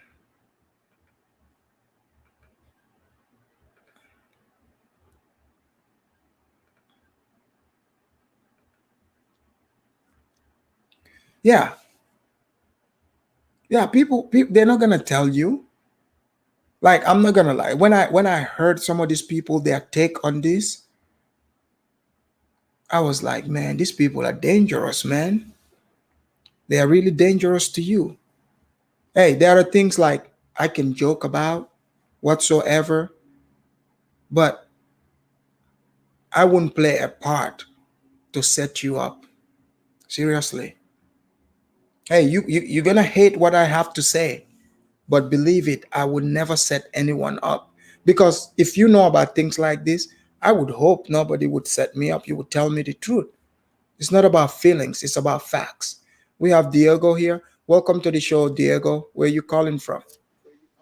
How are you doing, Afrodamus, man? I I'm calling from Mozambique. Oh, Mozambique. Welcome to the show. Yeah, thank you. So yeah, man, this just shows the corruption in Africa, man. I call it the bureaucracy of Africa states. Is these things happen in every country in Africa, man. So I definitely agree with what you're saying. But Diego, what about the thieves? Do you guys have Yeah. thieves like I'm describing Uh, here, like the Gambian ones? of course, man. Last month my house got robbed, man. So they stole the TV and my laptop. So yeah, of course. Even the way you're saying how we should do the things is how we did it. You see, even the police know are are with the people who commit the crimes here. So when you go Exactly. to the police station, when you go to the police station, they tell the criminals that hey, the crime is being reported here. So yeah, so you can trust people here. Yeah, because there's no way to be able to make things work. You see, because Yeah, especially if you're from the diaspora, even if you're Gambian from the diaspora, they would do the same thing to you. You see, because they are like, hey, this guy don't live here. They would stall you till you leave. You see what I'm saying? But they would side yeah, with the criminal. It happened to a friend of mine true. not that long ago. But you know, the same thing. This guy, he used to have the same thought process like many of these, people that have this fantasy about Africa. When I Yeah, speak, it's like, oh man, you're a little bit harsh. But $20,000 later, guess who he's calling and said he should have listened? He called me. yeah. He said I This should is have the listened to you. yeah. Africa will not change soon, man. So these problems we'll have for the next, I say, 100 years because it's just deeply ingrained in the African societies, man. So the people who think they will change Africa, they overdosed on illusion pill. So there's no changing Africa, man. So The smart people want to leave Africa. So thank you. That's what I was gonna ask you. There are people that say, sometimes people would write to me and say, Afridamus, why don't you go to Gambia and change it, blah blah blah. You think, Diego, those people will yeah, be able to work with me? it's impossible. They will steal from you. They will hate you. You see, they will want to destroy what you got going on. It's impossible to build here. Is what I tell people. It's very impossible. If as long as you're lucky, you gotta be lucky to be able to do great things in Africa. Is what I have to tell you. Like at least here, like in America, right? You have crazy people here, Yeah, or of any kind, black, white, blue, green. Even because I make videos mostly about like black people, right? There's a lot of crazy black people, but at least black person in America, you can work with them. Literally, you can now walk I, with I them. will tell you the difference is the system that is serious. There's a serious the people that are serious and they respect the system they have. In Africa, people don't respect the Right. system, man. You see, in Africa, if you pull on a file a court case, you have to wait 3 years if you're not well connected, just for the case to the judge to start reading it. It's not that simple, man. So It, there's no it, it's, respect for the it's system sad. here. This is why we have such things. It is crazy. This is so these people that are saying, right, they are pan-Africanists. They want to go to Africa and build Yeah, and work with the people and change their life. Do you think they know what they are walking into? man, they don't know what they're walking to. In the long run, they will understand it in the long run. You see, they will not understand this in the first 2 years, just moving to Africa, moving back. They will not understand it. They'll understand later on. And can you, like people that say, can you explain to them why smart Africans leave leave that environment? Man, the people here is what I tell you. You give African people a tool for them to work and prosper, they will destroy. They will go backwards. You give them something for them to go forward, they will go backwards. So if you realize that, man, you'll see that there's no solution here. You Yeah, understand? Just look at how Diego. our politicians approach our Okay. problems. Mhm. People were upset when I said most of these African countries need to be recolonized. And I laid out my points, right? Because even like in Gambia, like Banjul, they can dig and find, you know, pipes, sewer lines. When the white people were there, they were able to have all that structure there. They were able to build, perfect sewer systems, pipes, everything. But when they handed it over to Africans, everything stopped working. Everything just went bad. So I was giving my points, but people were upset. They're like, oh, somebody even told me that about African kings. I said, oh, you mean the same people who were selling people, who were sacrificing humans, who are into weird stuff? Is that those are the people you want in Yeah, charge? yeah, they're thinking with their emotions, man. You understand? It's the same situation in my country. When the colonizer was here, the economy was great. The economy was great, but all of a sudden they move in. The politicians start wanting to be corrupt. There's just something here with people that one thing easy is what I tell people. I realize something about us African people is, for the most part, most of us are intellectually lazy, man. So Right. we are lazy in our way of thinking. So I justify it as laziness to actually understand how things work. Because think about it. Most of our people during colonization were working on factories, but they don't know how things work. That's impossible, man. You understand? Look, I have a So video here. I have a video, right? I'm gonna bring it and play it yeah, to prove my point. This is from colonial time, when what even Banjul, what it looked like. Okay, the people in other areas, they working. You know, during that time, the people, when the white people were there, the people that were employed by the white government, they were paid a lot more money. Okay, when the white people colonized Africa, even back then, the rain was better in Africa. There was much better rain coming in Africa. When they left, the rain left too.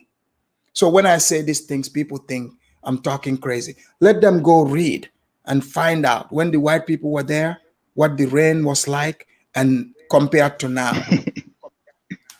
yeah, that's true, man. They're not reading. Is what I'm telling you. They're moving from emotion and watching videos on YouTube. They gotta see the statistics of our economy and things. They'll understand. And most people were employed at that time. Today we don't have new employment and we are unemployed. So, but people were employed at that time. So I don't understand what they're not seeing the statistics, man. They're watching videos on YouTube of people complaining about things. They're making their own opinions. Oh, When I they start know. looking at Well, the facts, I know there's a guy here saying pure ignorance, but that's the thing. They're gonna say one line words. They're not gonna challenge the things I'm saying. Hey, if you want to prove me wrong, just go look at what the system was like. What the economy was like for the people, what was handed to the people, you will see for yourself. In Mozambique, you just said it. You guys had a better economy back then. The thing is, no one is saying they should come and do things in the evil way. No, we're talking about in terms of economy, having people in charge that understand how that works.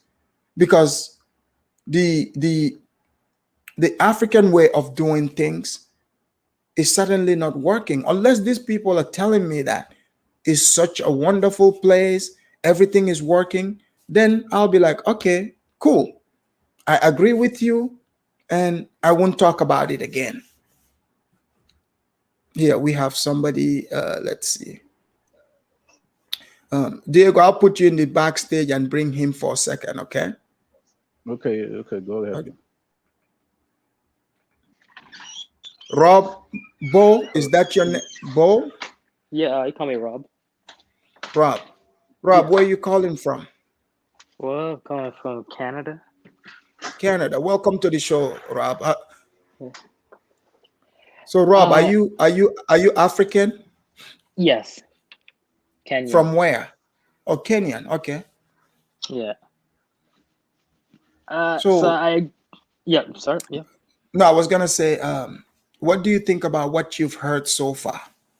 Well, I agree with most of the stuff about people lying about how some of these African countries are in terms of just, getting hustled at the airports, the streets, and so on by the law enforcement. But I did disagree with the colonization point.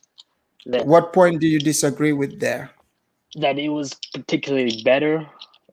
No. But I feel like it was better for a small group of people. Okay.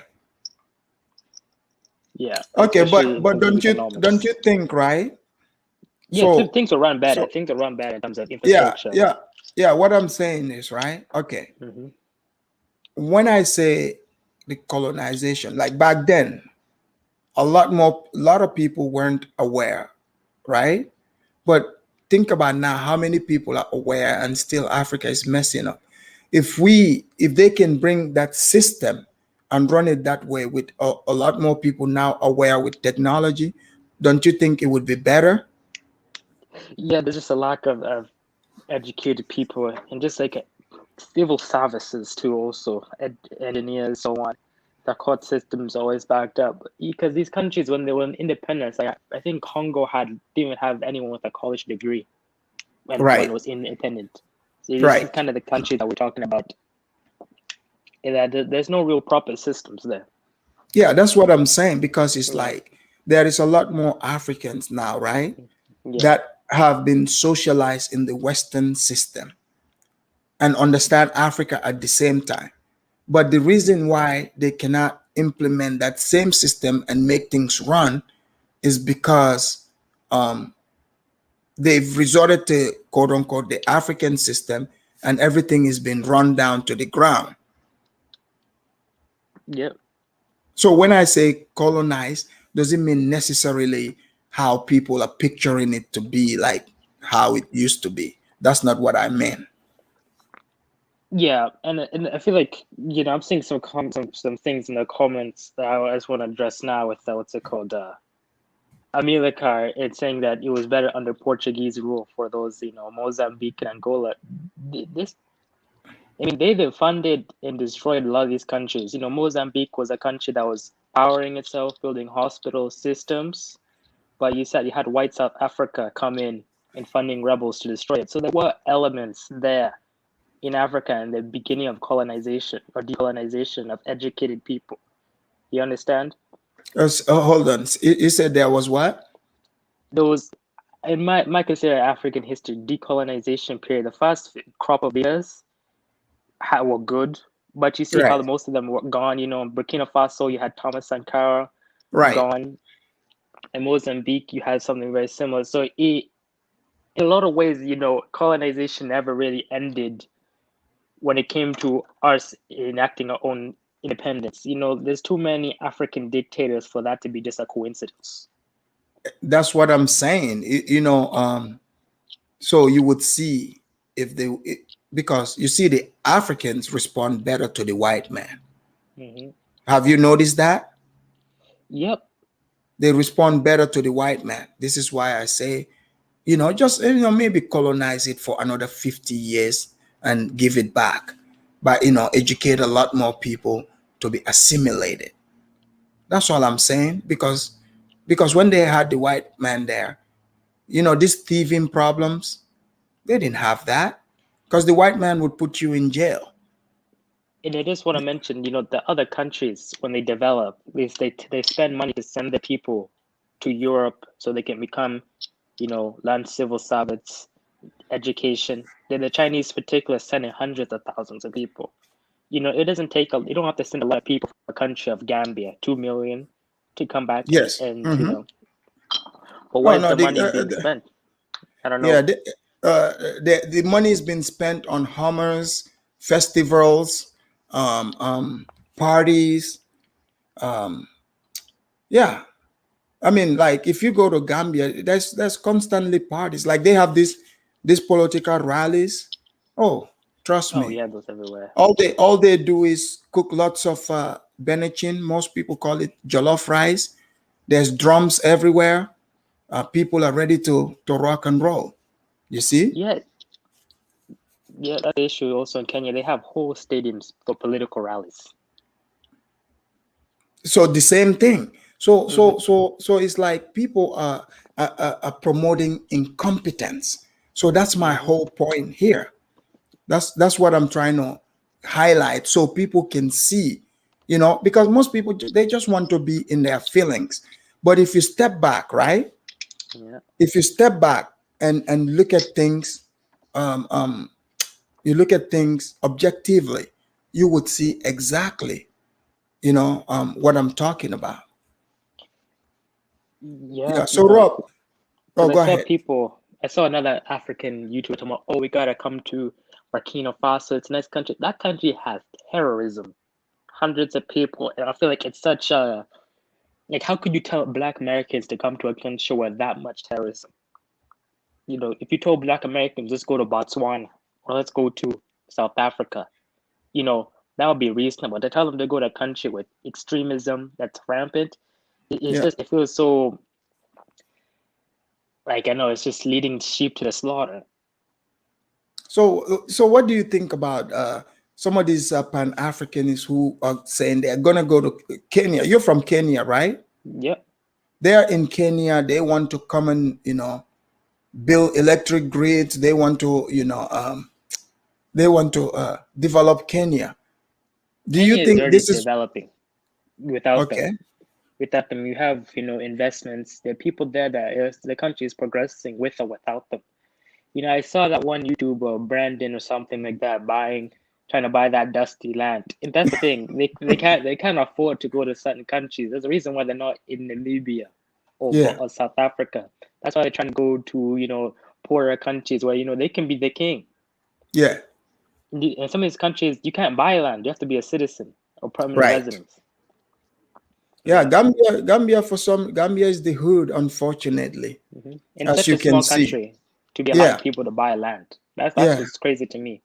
Yeah, that's the hood. I'm telling you, it's been the hood from slavery, and it's still the hood.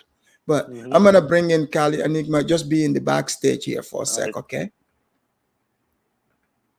All right, Kali, welcome to the show. Hey man, what's happening? How's your weekend going, brother? Man, it's going great. Just over here, talking about these pouch rat gangsters. Well, I'm happy that you're telling the truth about what's going on the continent. A lot of us really need to hear that. What you're telling us, what's going on, especially in the Gambia. It's not really a feasible place for Black Americans to actually live, or even Black people in the diaspora. It's better on, especially if you're Black American, it doesn't make any sense for you to. This is what I stated. Why would you go from the back, from the front of the bus, all the way to or why would you go all the way from the front of the line all the way to the back of the line? It's like it doesn't make any sense. There's more opportunity in the States than it is on the continent. You have stable electricity, you have stable water, you have stable internet. You have opportunities. I mean, if things go bad enough, you have certain services that you can actually apply for and get, like social welfare programs and things of that nature, and what you can actually take advantage of and go to college for free. The Right. government will take care of that. Absolutely. Yeah, and those things aren't available necessarily in the continent. So why would you give that up in order to go somewhere where they don't have any of those anything to fall back on like that? Like those services aren't necessarily available in African countries. Now, I can't speak for all of them or anything like Right. that, but I know that some of them Definitely don't not in have it, Gambia. but they're not available in Gambia. Huh? No. Then why would you want to go there unless you have multiple streams of income coming in? It doesn't make any sense to go to a place like that. But I mean, if you can make it over there, man, so be it. But it's funny that I spoke about this yesterday on Empower NATO's channel. I said, you know, we got people over there trying to go over there, and a Right. lot of the Africans are trying to come here. Right. Yeah, because it's the fact is like people are using delusion, to try to sell, this fantasy, saying, oh, you're gonna get to this place and everything is good. So somebody like me, when I speak about the facts, they said, oh, Afridamus is just a hater. When I say, these things are happening, they just ignore it. And even when this lady put out this video, there are people who are trying to say this happens in America too. Like, what, like, are you setting people up for this? Like, what is going on?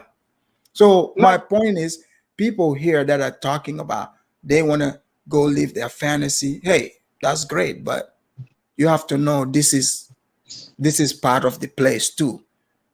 So basically, you're trying to provide people with the actual pitfalls.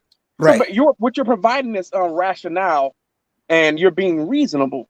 Right. What's happening is that people are watching channels like Wadamaya channel, and he's giving you this perception that Africa is a place where everyone's living the life of luxury, and that there's all these magnificent houses, and poverty has been completely overstated. And it's not completely overstated. It's most of those countries are third world countries. I mean, poverty. Go ahead. A lot of these people are beginning to learn reality, right? Right. Because when they hear white people call certain places third world country, they think in their head, oh, these people are just hating, blah, blah, blah. No, they're not making this up. Okay? I'm telling you my own experience here. Have you ever lived in a place where the electricity, like, you just imagine you just enjoying, your nice show, like we here chilling, boom, the electricity goes out. Right. Like, what kind of life is that? No, it sucks, man. That what you're discussing happens in Africa. It happens in the Middle East. It happens in Central and South America. Yeah. That's dumb for us to. Oh yeah, we're gonna give up all the stability that we have here in the first world, in the world's number one country. We're gonna leave the number one country and go to one of the countries that's ranked dead last. That doesn't make any kind of sense whatsoever. But it's just people who suffer from mental health issues, self-esteem issues, and they have this idea that they're gonna go to the continent. Or some people believe they're gonna go to the continent, get married, and find a wife or a husband, and they're gonna become multi-millionaires. It's like, man, if you're not winning in America, bro, you're not about to go start winning on the continent. Exactly. But see, Kali, let me ask you this, right? Go for it, brother. So you've seen the video of this woman getting robbed over there, robbed clean. Yes. And she supposedly had her security there whatsoever. Right. But he came later and said, oh, you've been, robbed whatsoever. You see that video and then turn around, right? And see a black person, black American, African American, in their video trying to downplay this. If that person is telling you like, oh, this happens in America too, it's not a big deal, blah, blah, blah. Do you think that person cares about you? No, that person right there probably has a YouTube channel and is probably concerned about a video like that getting out, or people waking up to reality, because then they may not want to watch his channel and then may not want to come over here. Maybe he wants to sell them land or something. So, it seems like there's this grift going on where we got to sell people land. We're doing travel services, and we're selling these little trinkets and stuff like that. And that just seems to be the only type of jobs that are available for people who move over to the continent.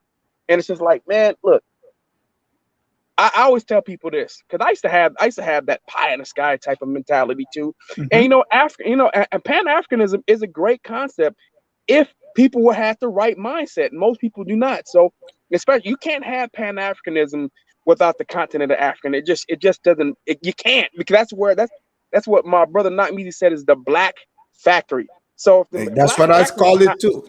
Yes, if it's not existing there in abundance, then there's no chance for it to be successful anywhere else. No matter how hard Black Americans or anybody else try to practice it, it's just not reasonable. And on top of that too, we're not coming with enough money in order to fix the problems that are in Africa. So what's going to happen is that whether you said colonization needs to be brought back, it's going to happen anyway. I mean, it's going to happen anyway, naturally, because there's too many resources there for first world countries to take advantage of, for them not to eventually colonize the continent again. So it's likely to happen again anyway. But what I was saying is that, like I said, I come from America, and I'm this guy. I grew up on American football. I grew up with stability of electricity. I grew up with stable internet and running water. I've never been without that type of stuff. So to go put myself in a position where I'm going to live like that, yeah, I'm not doing that. And that's not a shot at continental Africans or any of the Pan Africans. But no, I'm not going to make life harder for myself. Kali, think about this, right? So the way that robbery happened, somebody come in removing her grill, and she's sleeping in, right? Right. And people respond, "Oh, this happens in America too." Do we see this happening? Robberies happen, but do we see this in America like that? Not like that, though. Especially you got security like that, man. Unless the security guard was completely stuck up or something like that. But my thing is this: you have to pay the security guard a lot.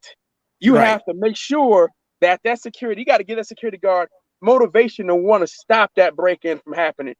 The security guard might have even been in on it. Don't you think here in America, if that happens, right? The security guard, comes later and say, "Oh, you just got robbed." Who do you think they will be talking to first? They're gonna be talking to the security guard, and the first thing, security guard probably would have been armed here. If he's not armed, then he definitely would have been notifying the police. They would have had an opportunity to be hammering away to try to remove cages, or I should say iron, away from the windows. That wouldn't be happening. But makes too much noise. Somebody would have called the police. The police would have showed up, and they would have never even gotten inside the house. So here in America, it's different, bro. It's just not. People try to act like that's that's not the same thing. That is bull crap. It's that's my whole point. But let me bring in Nakmizi too. Thanks for coming in. Just be in the back. No problem. For sure, Ben. I appreciate you, brother. Thanks for giving me an opportunity to come on your show. I just subscribed, and thank you for being a voice of reason in this sphere on the internet, as far as YouTube, of telling the truth, but being the continental African yourself, brother. So I appreciate you for being honest, because it's a lot of people aren't being honest, and so I appreciate your honesty, brother. Thank you. Thank you. All right, we have Nakmizi. Nakmizi, welcome to the show. Hey, man, thank you for having me again, brother. I like your shirt. Beautiful shirt, beautiful flag behind you. Thank you. When you have two brothers that are rooted in truth, facts, and objectivity, you have great conversations. Absolutely. I'm not trying to be you. You're not trying to be me. And in there's an honesty that creates great conversation. So again, thank you for welcoming me to the Afrodamus Report. You're welcome. And you've seen the video, right? What happened over there in Gambia? Yes.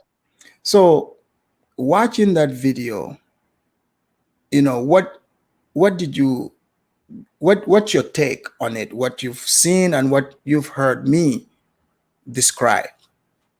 Well, I think number one, that the cry was cringe. Okay. That's the cry of a 12-year-old boy that just got whipped with a switch somewhere in the deep south of Black America.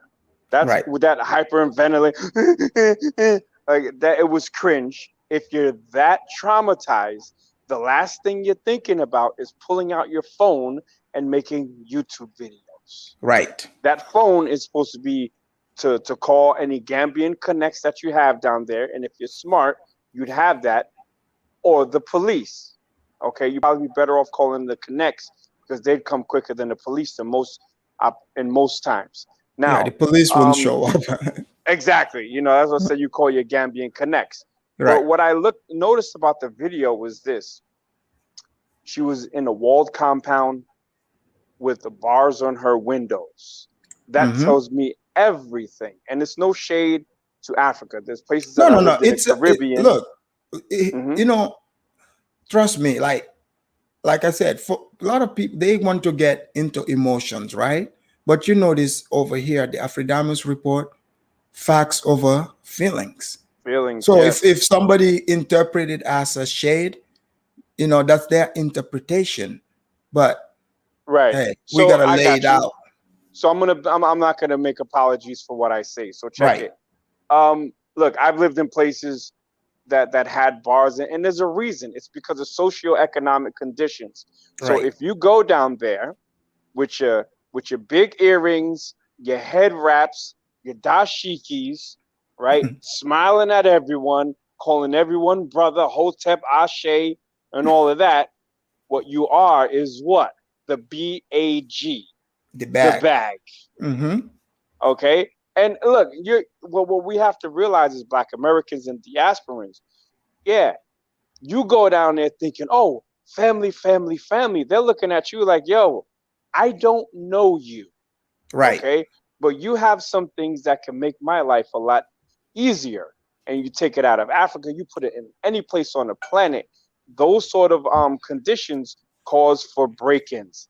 Now, when you go there as a woman alone and you're up in the top of your room, I would think that you'd have a little more security.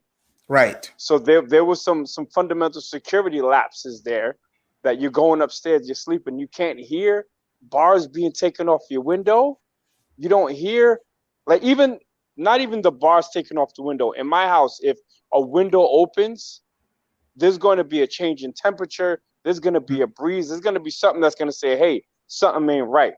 If your situational awareness isn't on point, then you better think 2, 3, and 4 times before you move to a place that you're not used to. But now, like Mizi, here's the thing. When you hear people, for instance, you know, responding to my, you know, analysis of this as, oh, this happens in America too. You know, do you think, like, what comes to your head? Like, do you think these people are helping those who have the fantasy to go to Africa, or they're setting them up, you know, for the kill? Well, look, when someone says, well, that happens in Africa, I say, first of all, salute to Captain Obvious. Obviously, it happens in America. I meant to say America. It's obvious. But we're talking about a specific situation in a specific country with a specific person. So a lot of times people do that. They're deflecting tactics. And you made a great point when you said, if you was, you know, getting on Black Americans, right, and calling out our issues, they would never say, well, that happens in Africa. They never say it. But it's very common and it's very popular to bash, and or not even bash, really to throw shots at 40 million of us when anything is thrown back. It's like, oh, you colonize, you hate Black people, all this other stuff. There's a double standard that needs to be called out, and the Afrodamus report is the place to hear it. Thank you. I'll bring in Dr. Kezo, and I'll bring, just be in the back for a minute, okay? Yeah, I'll chill in the back. I think he's angry. Hey, welcome to the show, Dr. Kazo. Where are you calling from? This is from the UK. From the UK. Welcome to the Afridamus Report. Yeah, yeah. I want to disagree with a couple of things previous brother said. What's his name? Kali something? Okay, yeah, we'll get into that in a second here, but I want to. So, have you seen the video that? Yeah. So, what do you think about what you've seen and my analysis of it? Okay, so your analysis, I would say, is 90% accurate. Okay. And 10%. 10%. Okay, let's deal with the 10% here. What do you disagree with? All right. So earlier you mentioned that, these people will say that it happens in America. And I think that's a good point, because if you go to the hood in America, you've seen some of these places that dilapidated. These people don't have jobs. They literally just walk in the streets. They cause havoc. They break people's cars and they commit crimes. If you compare like to like, poverty to poverty, I would say actually there's probably far more crime in these places in America. But I agree with everything else you said. I think. But have you ever lived in America? Yeah, for 3 months. Yes. For 3 months. Okay, that's not good enough time. Did you live in the hood? No, definitely not. I'm not gonna live anywhere near that place. Okay, I know, like, I mean, stuff happens in the hood, right? I know this for a fact. I've been in America for years, and I've lived in Gambia too. I can assure you, I can tell you the comparison. There is more thieves over in Gambia than in the hood, because in the hood you can get shot. Okay? So I don't want people to exaggerate it, or even, because if we are bringing up the hood, it's like downplaying it, and that's not helping Gambian people, and it's not gonna help those who want to go there. But I'm just letting you know for a fact, like, I've lived in both countries. Yes, things happen in the hood, but there is way more thieves in the Gambia than in the hood. You're not gonna be on your telephone walking and somebody in the hood come and snatch it. You in the car, somebody snatches your weed. I mean, that happens in London. Over here. Okay, well, you're still doing that. But what we're dealing with. We're dealing. You said America, so I've never lived in London, but I'm talking about a place that I know, two places that I know. Right. See.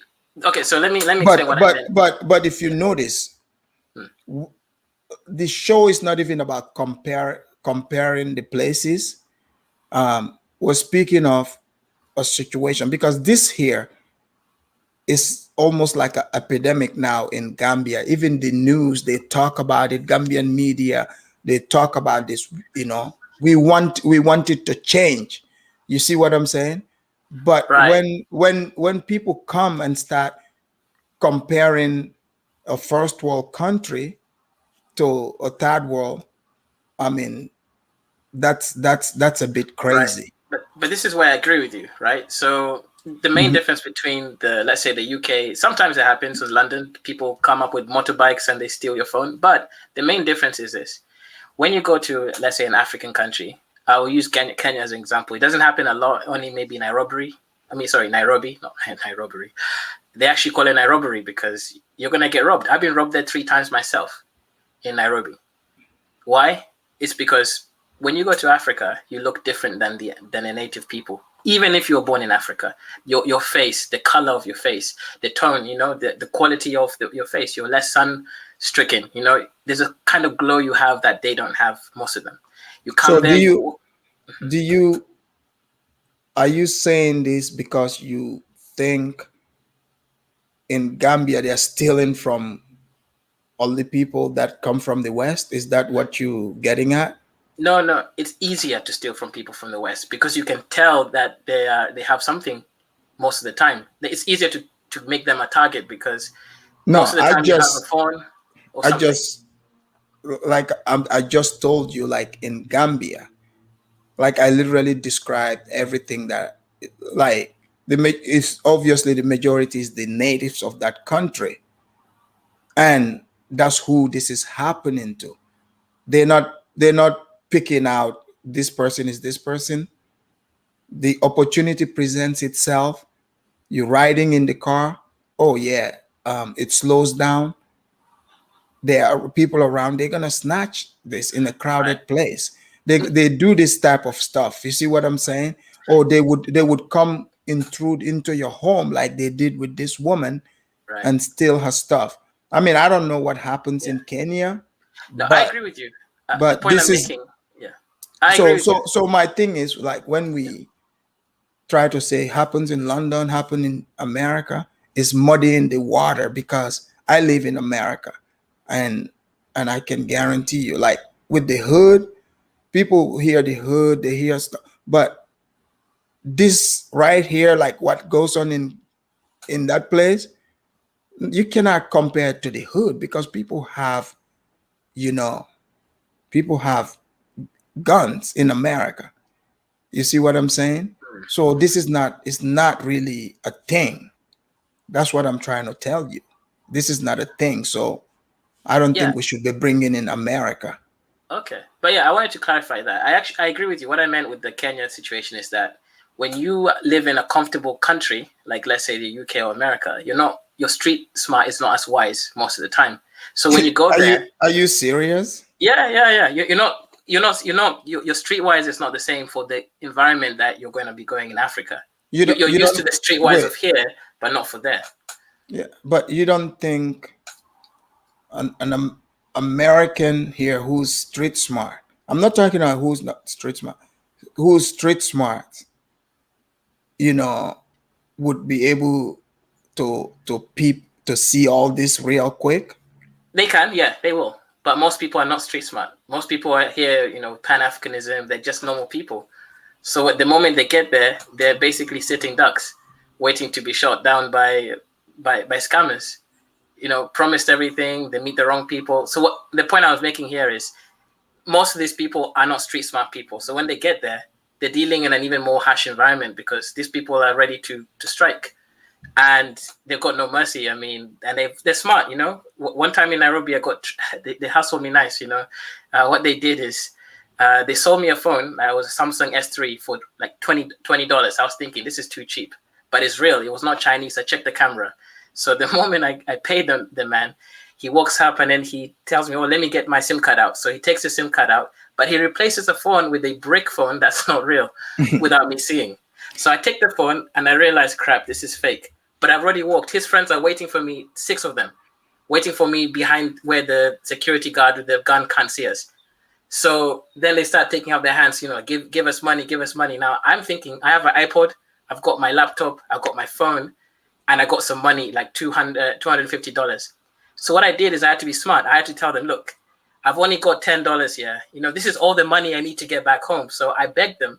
But you know what? These people are so ruthless. The $10 that they thought I had, I couldn't get home. They took it. But at least I was able to save my other stuff. It sounds like the Kenyan job over there in Gambia. They don't do it that way, but hey, that sounds like the Kenyan job one. In Gambia, like I described how it's done. It's more like you have the petty ones that snatch and go, hop into your home and stuff. And I think it's very important to really put emphasis on these things, so that these people that are thinking about, they're talking about Pan-Africanism, all this stuff, so they don't make themselves targets. So that's why I'm talking about it. It's not about like people thinking it's about putting somebody down or uplifting. It's just about speaking about facts, what is happening, the truth, nothing but the truth, right? Because only the truth shall set us free. Oh yeah, I agree with that. Right. I Okay. think, yeah. So you were going to respond to? Yeah, Kali. Kali said something that. Yeah, he was saying.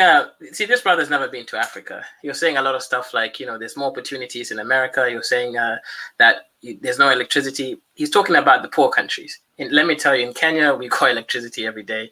We have, but good systems there. It's not what he's talking about. But Kezo, how is he wrong? Are you gonna really compare Africa's opportunity to the United States? Is that the argument you're trying to make here? Not that one, a different one. So, but if you're he an average also person, he didn't say all African countries, because he's like I don't know, but majority, and he is correct. I mean, maybe Kenya might be stable, but I can, majority of Africa do not have stable electricity. Even Nigeria, that produces oil, they are very worst off. So he's not wrong when he says opportunity. You cannot compare America's opportunity to even Europe, much more Africa. I will say, if you're an average person, yes, he's correct. But if you have money, like let's say you have $10,000 minimum, you actually have more opportunities in Africa because you can invest that money. And I have 2 companies in Africa now. I make more money there than I do over here. I'm only here just exception doesn't make it the rule, right? There's always going to be exceptions, but the exception doesn't necessarily mean that's the rule. Would you agree? Would you agree to that? So he's speaking in general, and he would be correct about his assessment of it. He doesn't have to go to Africa to know that. Yeah, for average people, he's right, 100%. Yes, 100%. But yeah, I do agree with you. People need to be careful about what you talked about in the airport. In fact, if you go to Africa, this is what you should do. You should get yourself the app that they use for transport. So if in Kenya, get an Uber. If you're in Ethiopia, get an app called Ride, for example. This way, you get charged automatically so that you don't get hustled. Otherwise, if you go there as a foreigner, you're going to be quadruple charged minimum from the airport to get to your hotel. Just that. And if you're going around it, sorry, go on. You guys are a bit more advanced there. In Gambia, I don't think Uber would work. They don't have Uber. I don't think they still having the physical taxis. All right, I see. But Gambia is cheaper, so you can, your 10K is going to do you a little bit more than let's say Kenya, where if you want to live in the nice houses, you're going to have to pay a lot of money for it. Yeah, it's a different place. I hope. So, are you familiar with some of your Pan-Africanist people that are looking to come to Kenya and start their own new tribes? Wait, they want to start their own new tribes? Yeah. I know. I didn't know you're not aware of the OAP tribe? No. What's that? Brandon's tribe. He made up his own tribe. Oh wow. Yeah. No, they're not going to be accepted. Like, if you want to be a tribe in Kenya, you have to have lived there for 200 years plus in order to apply for it. That's interesting. Yeah, because we accepted the Indians now, finally, but that's because they fought for their rights to be a tribe in Kenya. Oh, okay. Oh, the Indians. Oh, I guess African React corrected me. He said the name is Fat Sumo Rasula. But but I'll put you in the back for a second and bring in Mayonnaise King. All right, we have Mayonnaise. This is Mayonnaise. Welcome to the show. Thank you for having me. Okay, so you've seen the video. Where you calling from, Mayonnaise King? Let the people know. Calling from the U.S. The U.S. And I live between the U.S. and Kenya. And Kenya. Okay, so you've seen the video of the thieves, right? Yeah. So, and you've heard my analysis? Yes. All right. So what's your take? What you're saying is 100% correct. And I want to go back a little bit with the previous caller. And what you said is the difference between America and Africa or Gambia is that there's a lot more thieves. It's the same in Kenya. I grew up in the hood. There's a lot of violent crime in America. There's not as much violent crime in Kenya, so I'm just using Kenya as the analogy. But when it comes to petty theft, it will blow America out the water. Exactly. That's the whole point I was trying to make, because I've lived in both places, and it's it's a completely different dynamic, because in America, like, because people say they heard, like, you don't want to take that chance. Somebody is walking down the street, you snatch their phone and take off. Like, hey, you could be Carl Lewis, but you cannot outrun a bullet. You see? And Right. yeah, And usually the people, if they are going to steal your phone in the States, it's usually somebody who's high on drugs. They're going to steal it so they can get money for drugs, or they might try to get it for a little bit of money. But the other thing too is most thieves in America, the petty thieves anyway, they know if you steal an iPhone that the owner of the iPhone could call Apple and Apple will track it for them, which will be contacted them to the police. If it's a Samsung, it's almost the same thing. Samsung has a similar feature. And the FCC, I mean, if you get caught with a stolen phone, that's a federal crime. Actually, it's not it's not a local crime. It's a federal crime.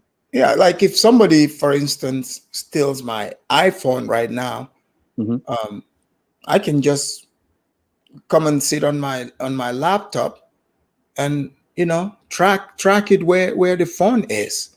Exactly. Yeah, you can take it where you want, but I will know exactly where my phone is, the location. I'll be able to track it.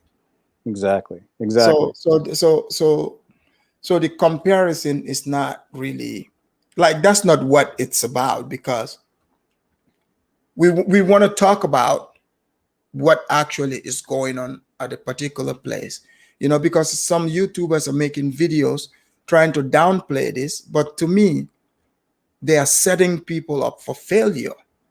And they can take what I'm saying or leave it, but you would find out pretty soon it is not what other people are telling you. True. Very true. And also, I wanted to make a little bit of a clarification on what Keza was saying about Kenya. Is let's just go for the electricity. Well, first of all, the Sumo tribe is not going to be able to create an electrical grid in Kenya. So he's right about that. It's all that stuff is in place. There's new electrical grids being built all the time in Kenya.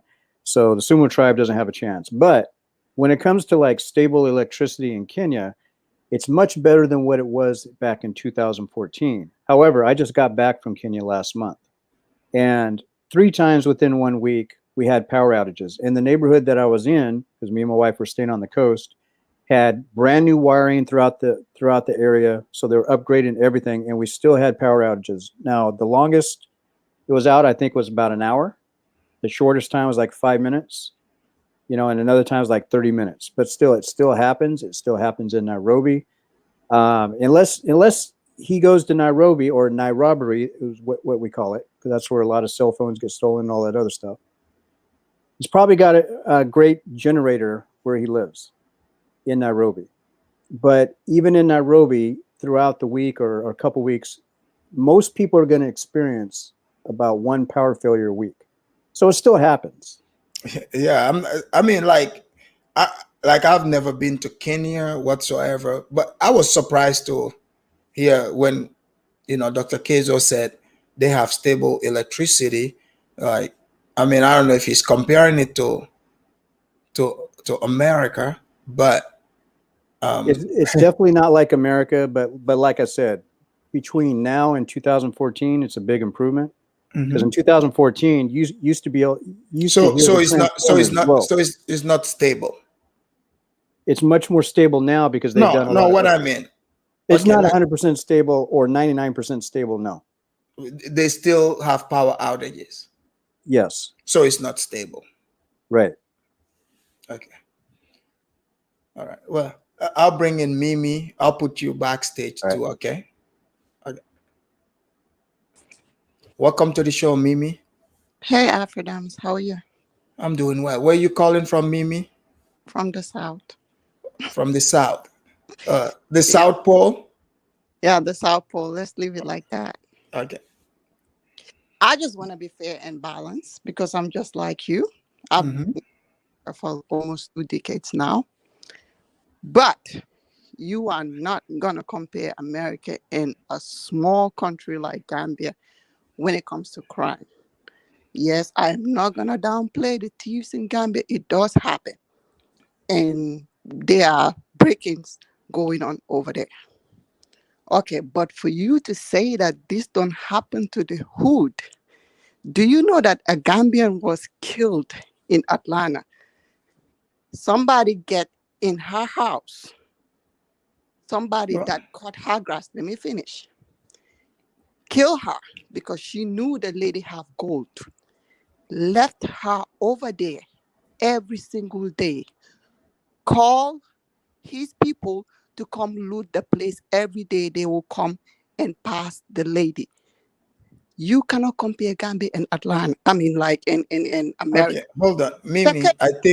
I think you were hearing something else. No, Nobody is said that. comparing it. What But I'm saying. this Wait. don't happen to the hood. I'm telling you what No, happened. I said. Wait. Live in the hood. Okay. Broad daylight. Allow me to respond to you. Broad No. daylight. They will go to the mall and rob Okay. you. Any Okay. stupid move you make, you will be killed. That's Okay. what's happening in Gambia. Hold on now. The We, hood and Gambia. hold on. We can It's give me so a second different. here. Okay. So I heard what you said, and here's what I said. I said yes, stuff happens in the hoods in America, but they don't have a lot of thieves like they have in Gambia because I never compared them. I was just How do you giving know? wait. Hold on. I never compared them. This is because I was dismissing the comparison. But if you look at it in the hood, I don't know which hood you're talking about, but most hoods in America, people are not gonna see you talking on the phone and take the chance of snatching your phone because people know that people have guns on them. So there's a deterrent there. But I did say, like, when it comes to petty thieves, stealing, a lot of thieves, there's a lot more of those in the Gambia than you would find in the hood in America. And that's a fact. I understand where you're coming from because you know what to expect when you break in people's house because you could be killed because everybody there got guns. Right. And that's But what that doesn't mean in it doesn't Gambia. happen at all. But I'm just saying. But it does happen. Yeah. That's what I'm I trying mean, to tell. yeah, but I mean, it was what point but like what's your point? If they rob you in the hood, if you passing, you better not turn around. You're just gonna keep going. Yeah, Because but what's your you act point like though? anything, you'll be dead in the street. Yeah, I get That's that, why but what's your point? I believe in the hood. Yeah, but what's your point? My point is the way you're comparing the two. But I didn't compare them. But you were like this happened in Gambia Rampam. You know why? Because Gambia laws, they don't have like strong laws that when you catch a thief, maybe 1 or 2 weeks you'll be out. In America, there are system over here. If you go to jail, you'll be there maybe for more than a year. And you're gonna be in the system. You cannot have a job when you're out. So those are all the possibilities. Two, if when Yaya Jammeh was in Gambia, all these stupid things were not happening because you know why? I know that there were thieves over there. There's always thieves. But like the way it's extreme right now, it wasn't because if they put you over there, you know what's gonna happen. Yeah, but what I'm saying is right. You just literally proved my point. It doesn't sound like you were even listening to what I was saying. Downplayed. I'm trying to bring the facts. But what I'm saying is we are the video we're talking about Gambia, but the only part you're picking out, and you've proven my point by laying out the ramifications. There's accountability in America, but in Gambia, okay, so in Gambia that accountability is not there. So therefore a lot more thieves would be encouraged to keep doing what they are doing. They're not worried about snatching someone's house, someone's stuff and getting shot. They're not worried about that. So the only reason why the hood even came on is because Dr. But Kezo. even the Oh, case, wait, people wait, wait. who Give me a second. want Let me finish. to get killed because they got guns too. They know that, Well, but but gonna what leave. I'm saying is, right? When they come in groups. Okay, well, They but saw opportunity, like so how does that cancel what I'm saying? How does that cancel all these thieves we have in Gambia activated and doing these things? I think the important thing is like people have to be vigilant. That's number one, because like you said, they will find the opportunity. That's the difference from Gambia and America. America, they will see you and they know they got gone. They will just go over But there. so you're the But one by comparing. So but you're I'm comparing telling you, America to the let hood. me just You're tell you comparing this. America to In Gambia, right? Gambia, that don't happen. They find the opportunity for you to be out of your house so that they can do that. But this What woman happened? was in her house. This Those woman things was in do her happen. house. Huh? But that's I'm coming there. Let me answer your question.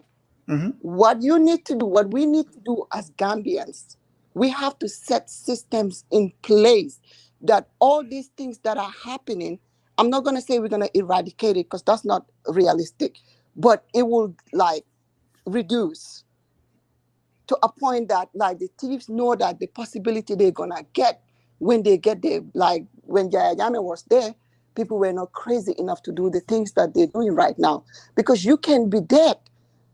Yeah, but Because he's not there. We yeah, gotta deal with what's man, like right now. it's more relaxed. That's why these people are getting out of hand. But like I said, you see what happened just last week. They beat a thief to death, and now they're saying, okay, if you catch a thief and you beat the thief to a point that he died or something happened, you're gonna go to jail. During that time, those things happen. You get into somebody's house, they can beat you to death and throw you outside. So that reduces it. Now the thieves know that they can do stuff and the police can protect them because they said if you catch a thief and you paint the thief and make the thief go around the street so that everybody can beat that thief, you're gonna have a repercussion for doing that. So they're like, it's like they are more protective right now. So what are they gonna do? Like I said, I stay here for a long time. Don't come to my house because in America, that's the mentality. If you come to my house, I'm gonna protect myself, and I protect myself in Gambia. Yeah, So don't come to but the my. thing is, what I'm saying, you're conflating two things here. Um, so my whole point is like you've just laid out my point that I talked about, which is you proven that yes, there is a lot more thieves there. The environment is ripe for it, for them to be able I to operate that way. Johanna said, "Have I ever been to the to No, US?" just no, I said, "I live." ignore the chat room. I Ignore the almost chat room. did it. Talk to me. Talk to me. Ignore the chat room. So you've proven that okay, in America there is repercussions for this, right? Yes, So you can come to America. there's repercussions, and you said in Gambia they wait when you're not in your house, but this woman was in her house. My cousin that this happened to was in the house. My friend this happened to was in the house. We at our home, I remember, with the thieves that come, people are in the at the home at home. So there's no deterrent.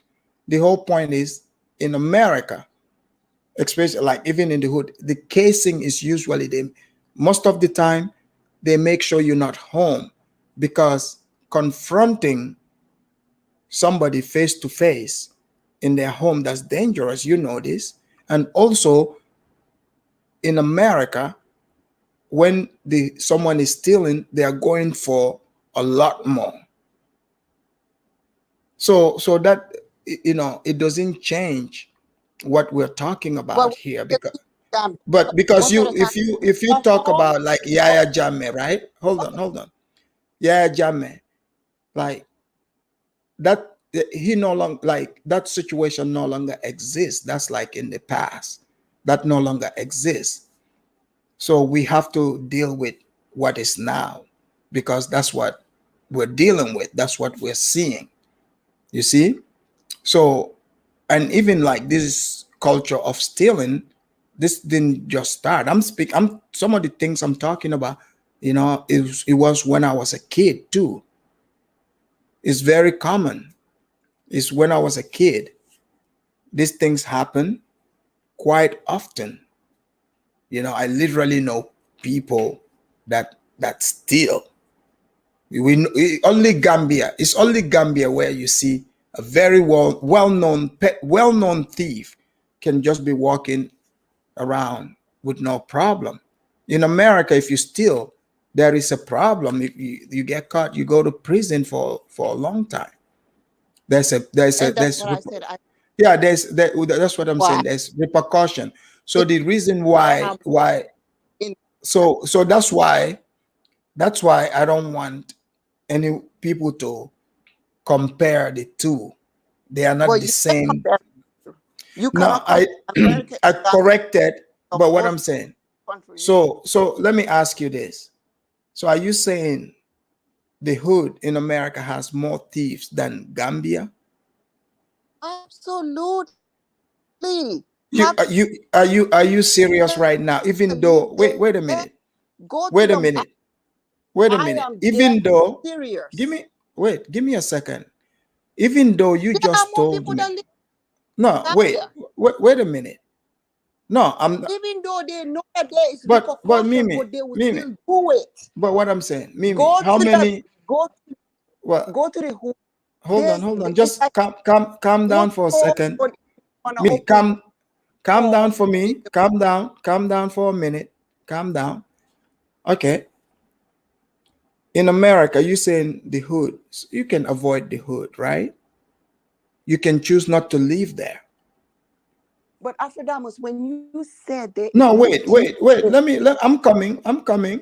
You can choose not to live in the hood.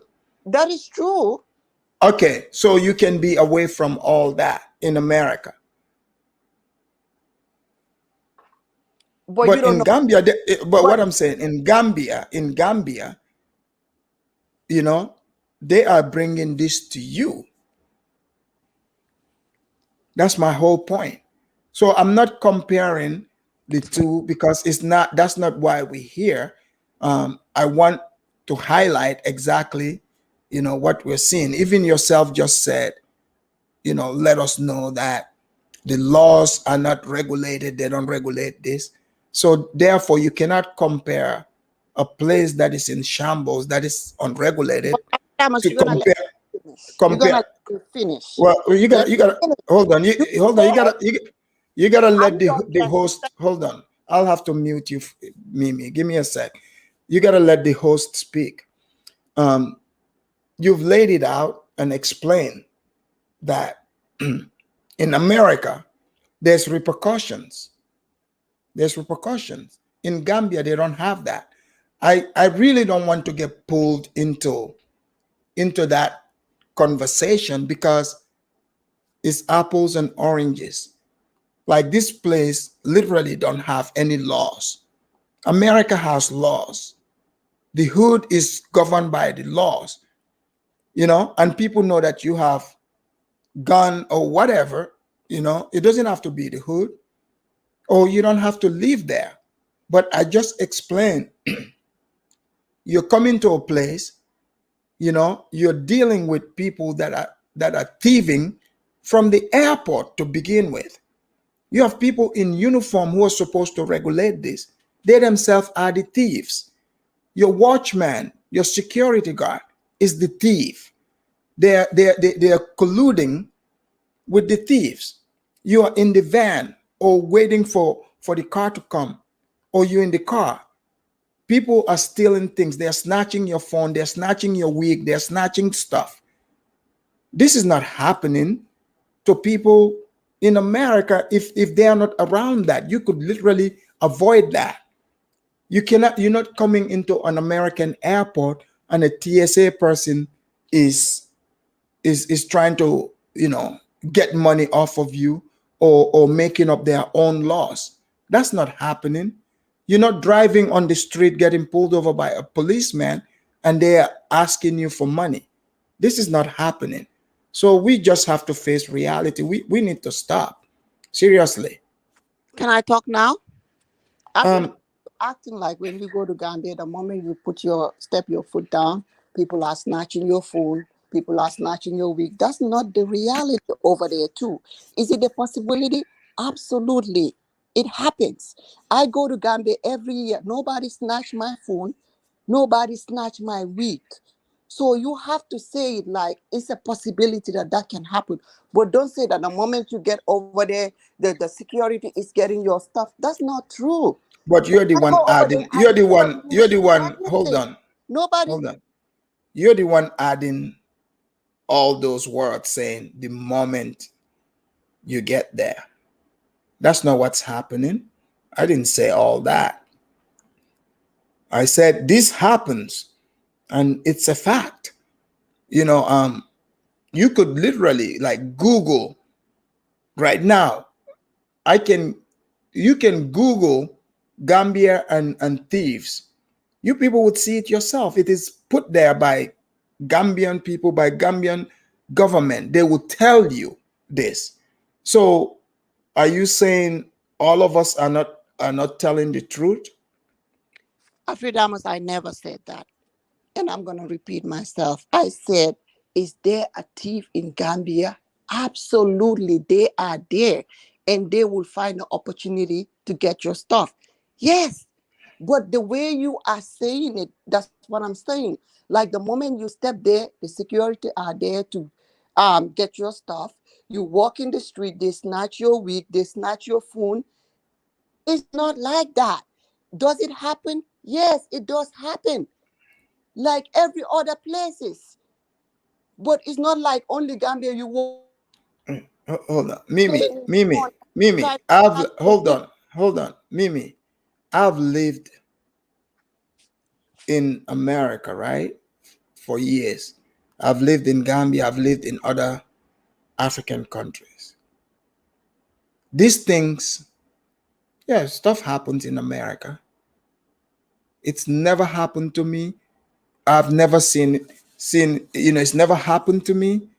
And it's not a rampant thing. But I can tell you, when I lived in Africa, by the time I hit 8 years old, a grown man have robbed me of my sneakers, my new sneakers. I went to the playground.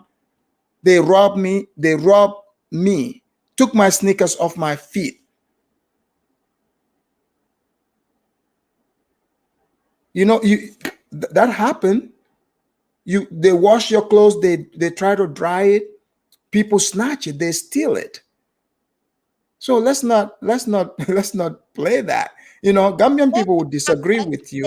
Hold on. Let me finish. Get snatched when I'm Mimi, you gotta let the host speak. You cannot interrupt the host. So I get what you're saying, but I don't really understand what you're trying to defend here. I'll let you speak, but I'm gonna bring in another person quick, but I'll let you finish. Let me know what you are trying to defend here. I'm confused. Okay. Go ahead. Unmute yourself. I'm not defending anything. Like for me, I want people to know the facts. When I see people that are from Africa trying to romanticize Africa, I don't like it. I'm like, tell them the truth. It is what it is. It happens. What I'm trying to say is the way you're saying it to an extreme. It's not like that. But don't you think that's your wait a minute? But don't you think that's your interpretation of it? That's subjective. I'm just describing what is. So, if you are saying it's extreme, don't you think that's your own interpretation? Afridamus, your own interpretation is not correct either. But you said this never It's happened. not even Wait, real. wait. You said this never happened to How you, many right? times I say that it is true? It Wait, does happen, yes. wait a minute. You said this never Not deny happened to you. Wait a minute. I'll ask you. You said this never happened to you, right? I've never get my phone snatched. Honestly speaking. Okay. Okay. Wait a minute. Not in We'll Gambia, settle but this. it does in Okay. Gambia. Let me ask you a couple questions here. You said this never happened to you, right? Mm-hmm. And you don't know people that this has happened to either, right? Yes, absolutely. There are Okay. people So wait a they minute. will Wait get a minute snatched. now. Okay. Wait a minute now. So this has never happened to you. You don't know people that this has happened to. But I'm here. I'm telling you that this has happened to me. It's happened to my friends. It's happened to my family members. And a complete stranger who moved to the country put out a video. It's happened to, and she's not the only one. It's happened to several people. My sister sent her a tablet. They snatched it. Like, so this has happened to me, happened to other people I know. And we have video evidence of somebody who they broke into her house. But this never happened to you, but yet you're here to try to, defend it. So are you saying we are just making this up? When you say defend, did I say you are lying? I didn't say that. But what's your point? If this has Okay, never happened to you, okay. then How are you gonna know then my point when you don't let me finish? How are you gonna know my point? Because whenever I'm getting there, you like, but wait a minute. Africa, all of you said here that people will snatch your food. Does it happen? Yes.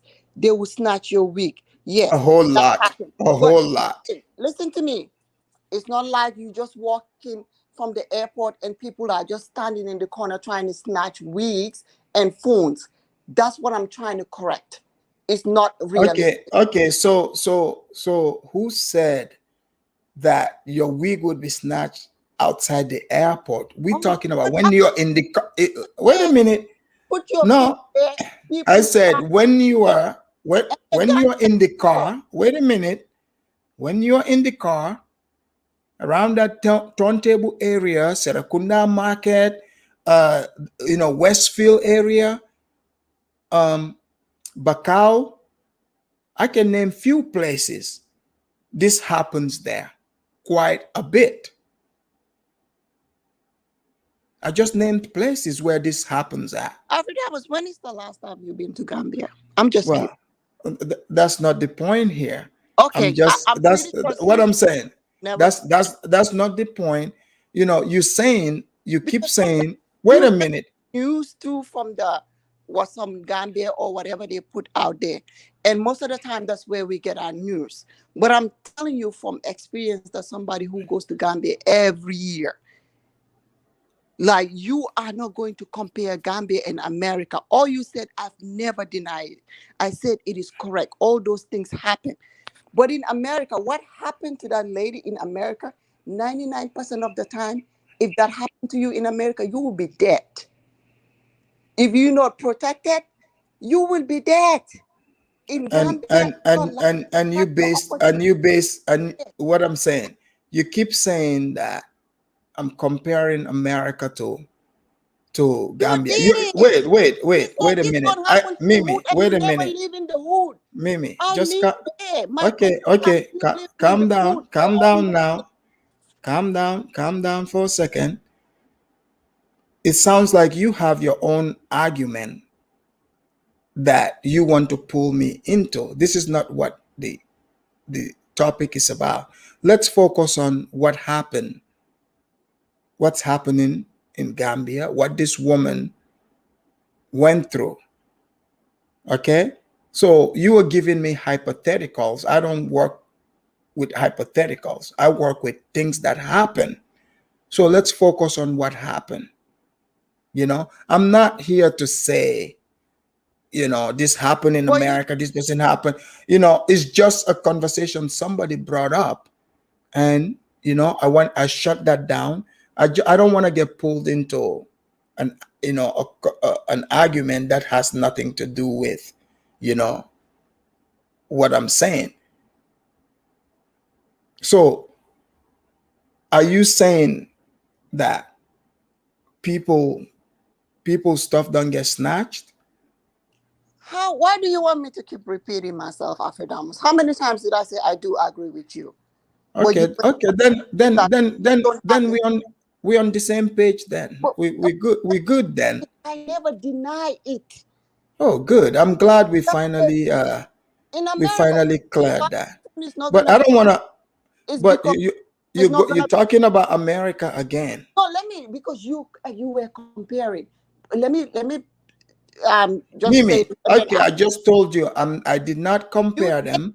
Your phone is gonna get snatched in Gambia. That is correct. The reason why you're not gonna get your phone snatched in America, because it's not gonna be no use for you. They can lock it. So why are you snatching people's phone that you cannot sell it to anybody because they're not gonna use it? So you're just gonna your phone. Somebody. So hold on, Mimi. Hold on. So hold on. So you're gonna totally just ignore the host saying that's not what the topic is, but you're gonna just create your own topic and argument. Is that what we're gonna do? No, we're not gonna do that. Afrodamus, you my brother. You know I love you. I know, but I know, but you that's what you're doing. Me, we have to put the facts there. Like you said, facts over feelings. Whatever you said, I never denied anything. And like you said, you have to tell people the truth. I am here for the truth. Don't go over there and romanticize Africa and think that everything is peaches and cream. It's not. It's very hard. If you don't have money, you will be living in hell. Africa, you need to prepare before you get over there. Yes, it is very peaceful. It is very nice to live, but without money, it could be hell. That is true. Whatever you said here, I never deny it. But the way you saying it is not realistic. And we're just gonna say the facts, not the feelings. So you're saying the way I said something and you're interpreting it on your own way, which you totally have control over your own interpretation of what you're hearing. I don't know what to say to that, because when you listen to someone talk, you have the entire power to interpret it the way you're hearing it. Right? That could be possible, but that's not the case in this one. And I'm just gonna listen. Can we go to whatever? Can we go to the colonization? You know I love you. Okay. Colonization. Okay, let's go back. I mean, I do understand your point, and I'm gonna say, yes, we were having somewhere like GPMB that we were creating stuff, producing stuff on our own. But what makes you think that Africa needs to be recolonized? What do we gain from it? To a point that if you think that we gain something from it, you think that Gambia will be in that stage? White people benefit more on colonization than in Africa. I don't understand. Actually, in fact, England, the UK, the British, colonizing Gambia and most other African countries, they were in fact losing money. Did you know this? They were not making money like that. They were losing money. Huh? That's what they told you. No, that's not what they told me. You can. What I'm saying, you could go read. You could go read about this. White people told you. Why would I agree with when white people said, "Hey, we were losing money more in colonization than gaining anything"? It's like I'm. What you see, you're talking for me again. Saying something here. You are here and you don't understand how people be deflecting stuff. That's So a so typical thing that they will do. I will expect them to say that. I'm not so gonna what I'm expect them saying, to wait a say minute, that wait a minute, we're wait a minute. gaining. You never asked me, how do you know this? You just You read assume, it oh, it's white somewhere. people told you. Okay, let me give you an Read it example, right? somewhere, and that is not true. I did not expect them to say that they were gaining No, during they don't colonization. they That don't was have to. wrong. What I'm saying, they don't have They to will say never it. say that. If Okay, they can, so if they change the narrative and say that colonization never happened or slavery never happened, they will do it too. They will, okay, just like in America, they will say, "Oh, things were better during slavery than now." How is it things okay, better during slavery than now? Are you okay. serious? So are you asking me or you telling me? Because I can just imagine. Because if you're asking No, me, I can I explain. just imagine how a white person will come and say, "Hey, Gambians, do you know that we were losing money during colonization, because we were not gaining anything?" Did they tell you what they gained over there? They will never tell you that Uh, because they're Well, sneaky you like that. well, okay. You're assuming white people came and said You were this. you are Okay, assuming. let me finish. You asked me a question, right? Okay, you could literally go read about all these things, all recorded. Okay, in case like the hospital, the RVH, the biggest hospital in Gambia, right? Who do you think built that? Of course, the white people Okay, built, the but was GPMB. Wait, let me finish. The that GPMB, the anything? Did they GPMB. tell you the money they get from there Wait, let me finish. to build that? They Well, gonna say that. okay, okay, but you're not. It seems like you hitting points when I answer. You know, um, you don't have facts about these things.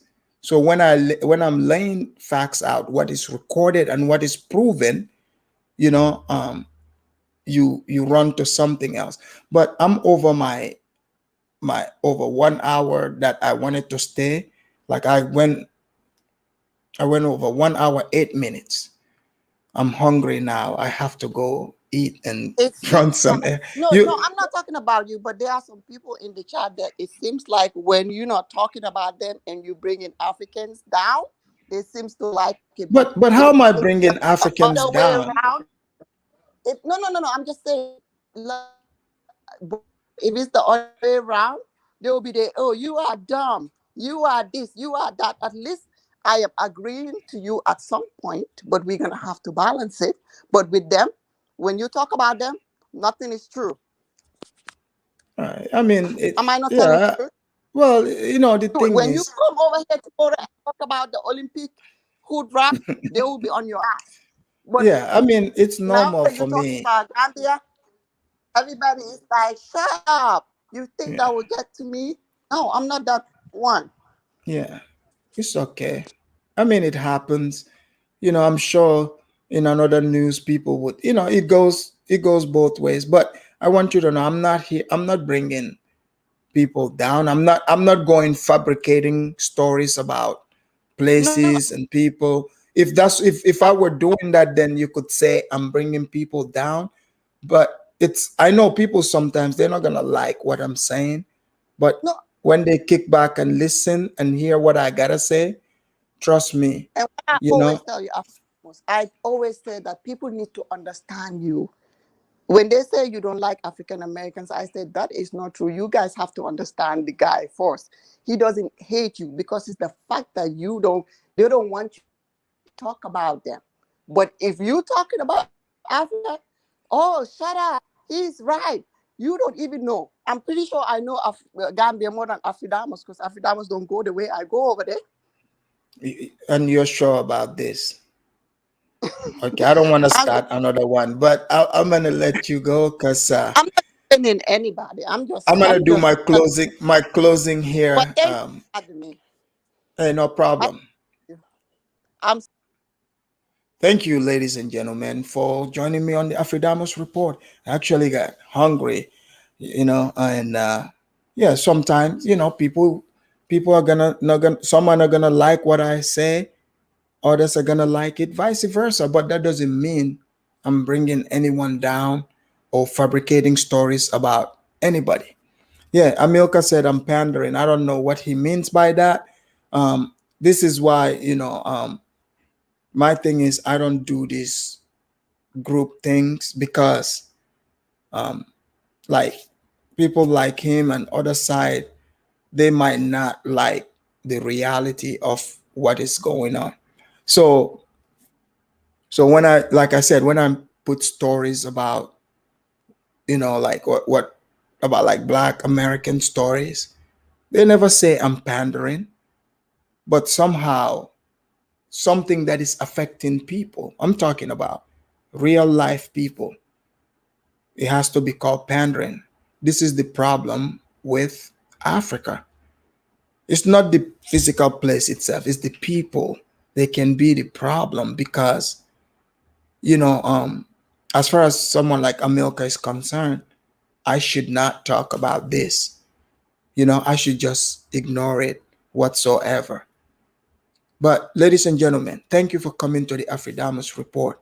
If you're thinking about going to Africa, don't just rely on YouTubers that are going to pander to you. Yes, people might share their experience whatsoever. Yes, go with that. But if they are trying to, fluff you up, make you feel like, oh, it's all lovey-dovey, butterflies and sunset. It's not all that. It's just like any place. The good, the bad, and the ugly. It just so happened over there in Gambia, you're going to run into these thieves. And you have to be cognizant of that. And I'm going to keep hammering this home for you guys to understand this. Because even Mimi herself said it. Oh, it's not regulated. The laws are not in good, they don't pretty much, it's like jungle law. And now they're saying, oh, we got to defend the thieves. But when someone steals, rob your place, there's no repercussions for them. There's no repercussions for them. So what are we supposed to do about that? You see? So saying that it's like the USA, no. It's not the same. Like Mrs. say USA, that's right. It's not the same thing. It's not the same.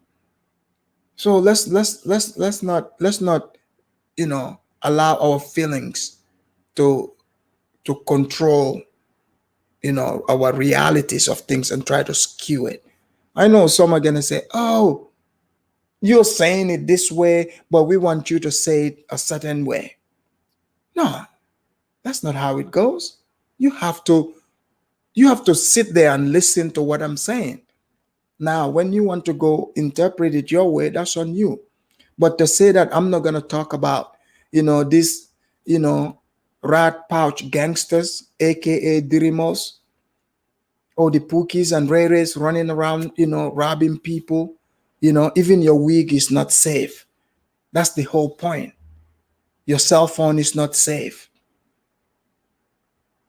Your necklace is not safe. You're not safe in your house. And this is not for, I'm not like people are going to say, oh, you say this all the time. Obviously not. They would have to wait for the opportunity. You see, they have to wait for it. But now, if you got to go to, like you get your security guard, for example, they call them the watchman. And it sounds like this woman's watchman knows exactly what happened. I mean, people, think about it for a minute. Think about that. How do you have a security and you are sleeping in your place? The only time the security, came and woke you up is when you were already robbed.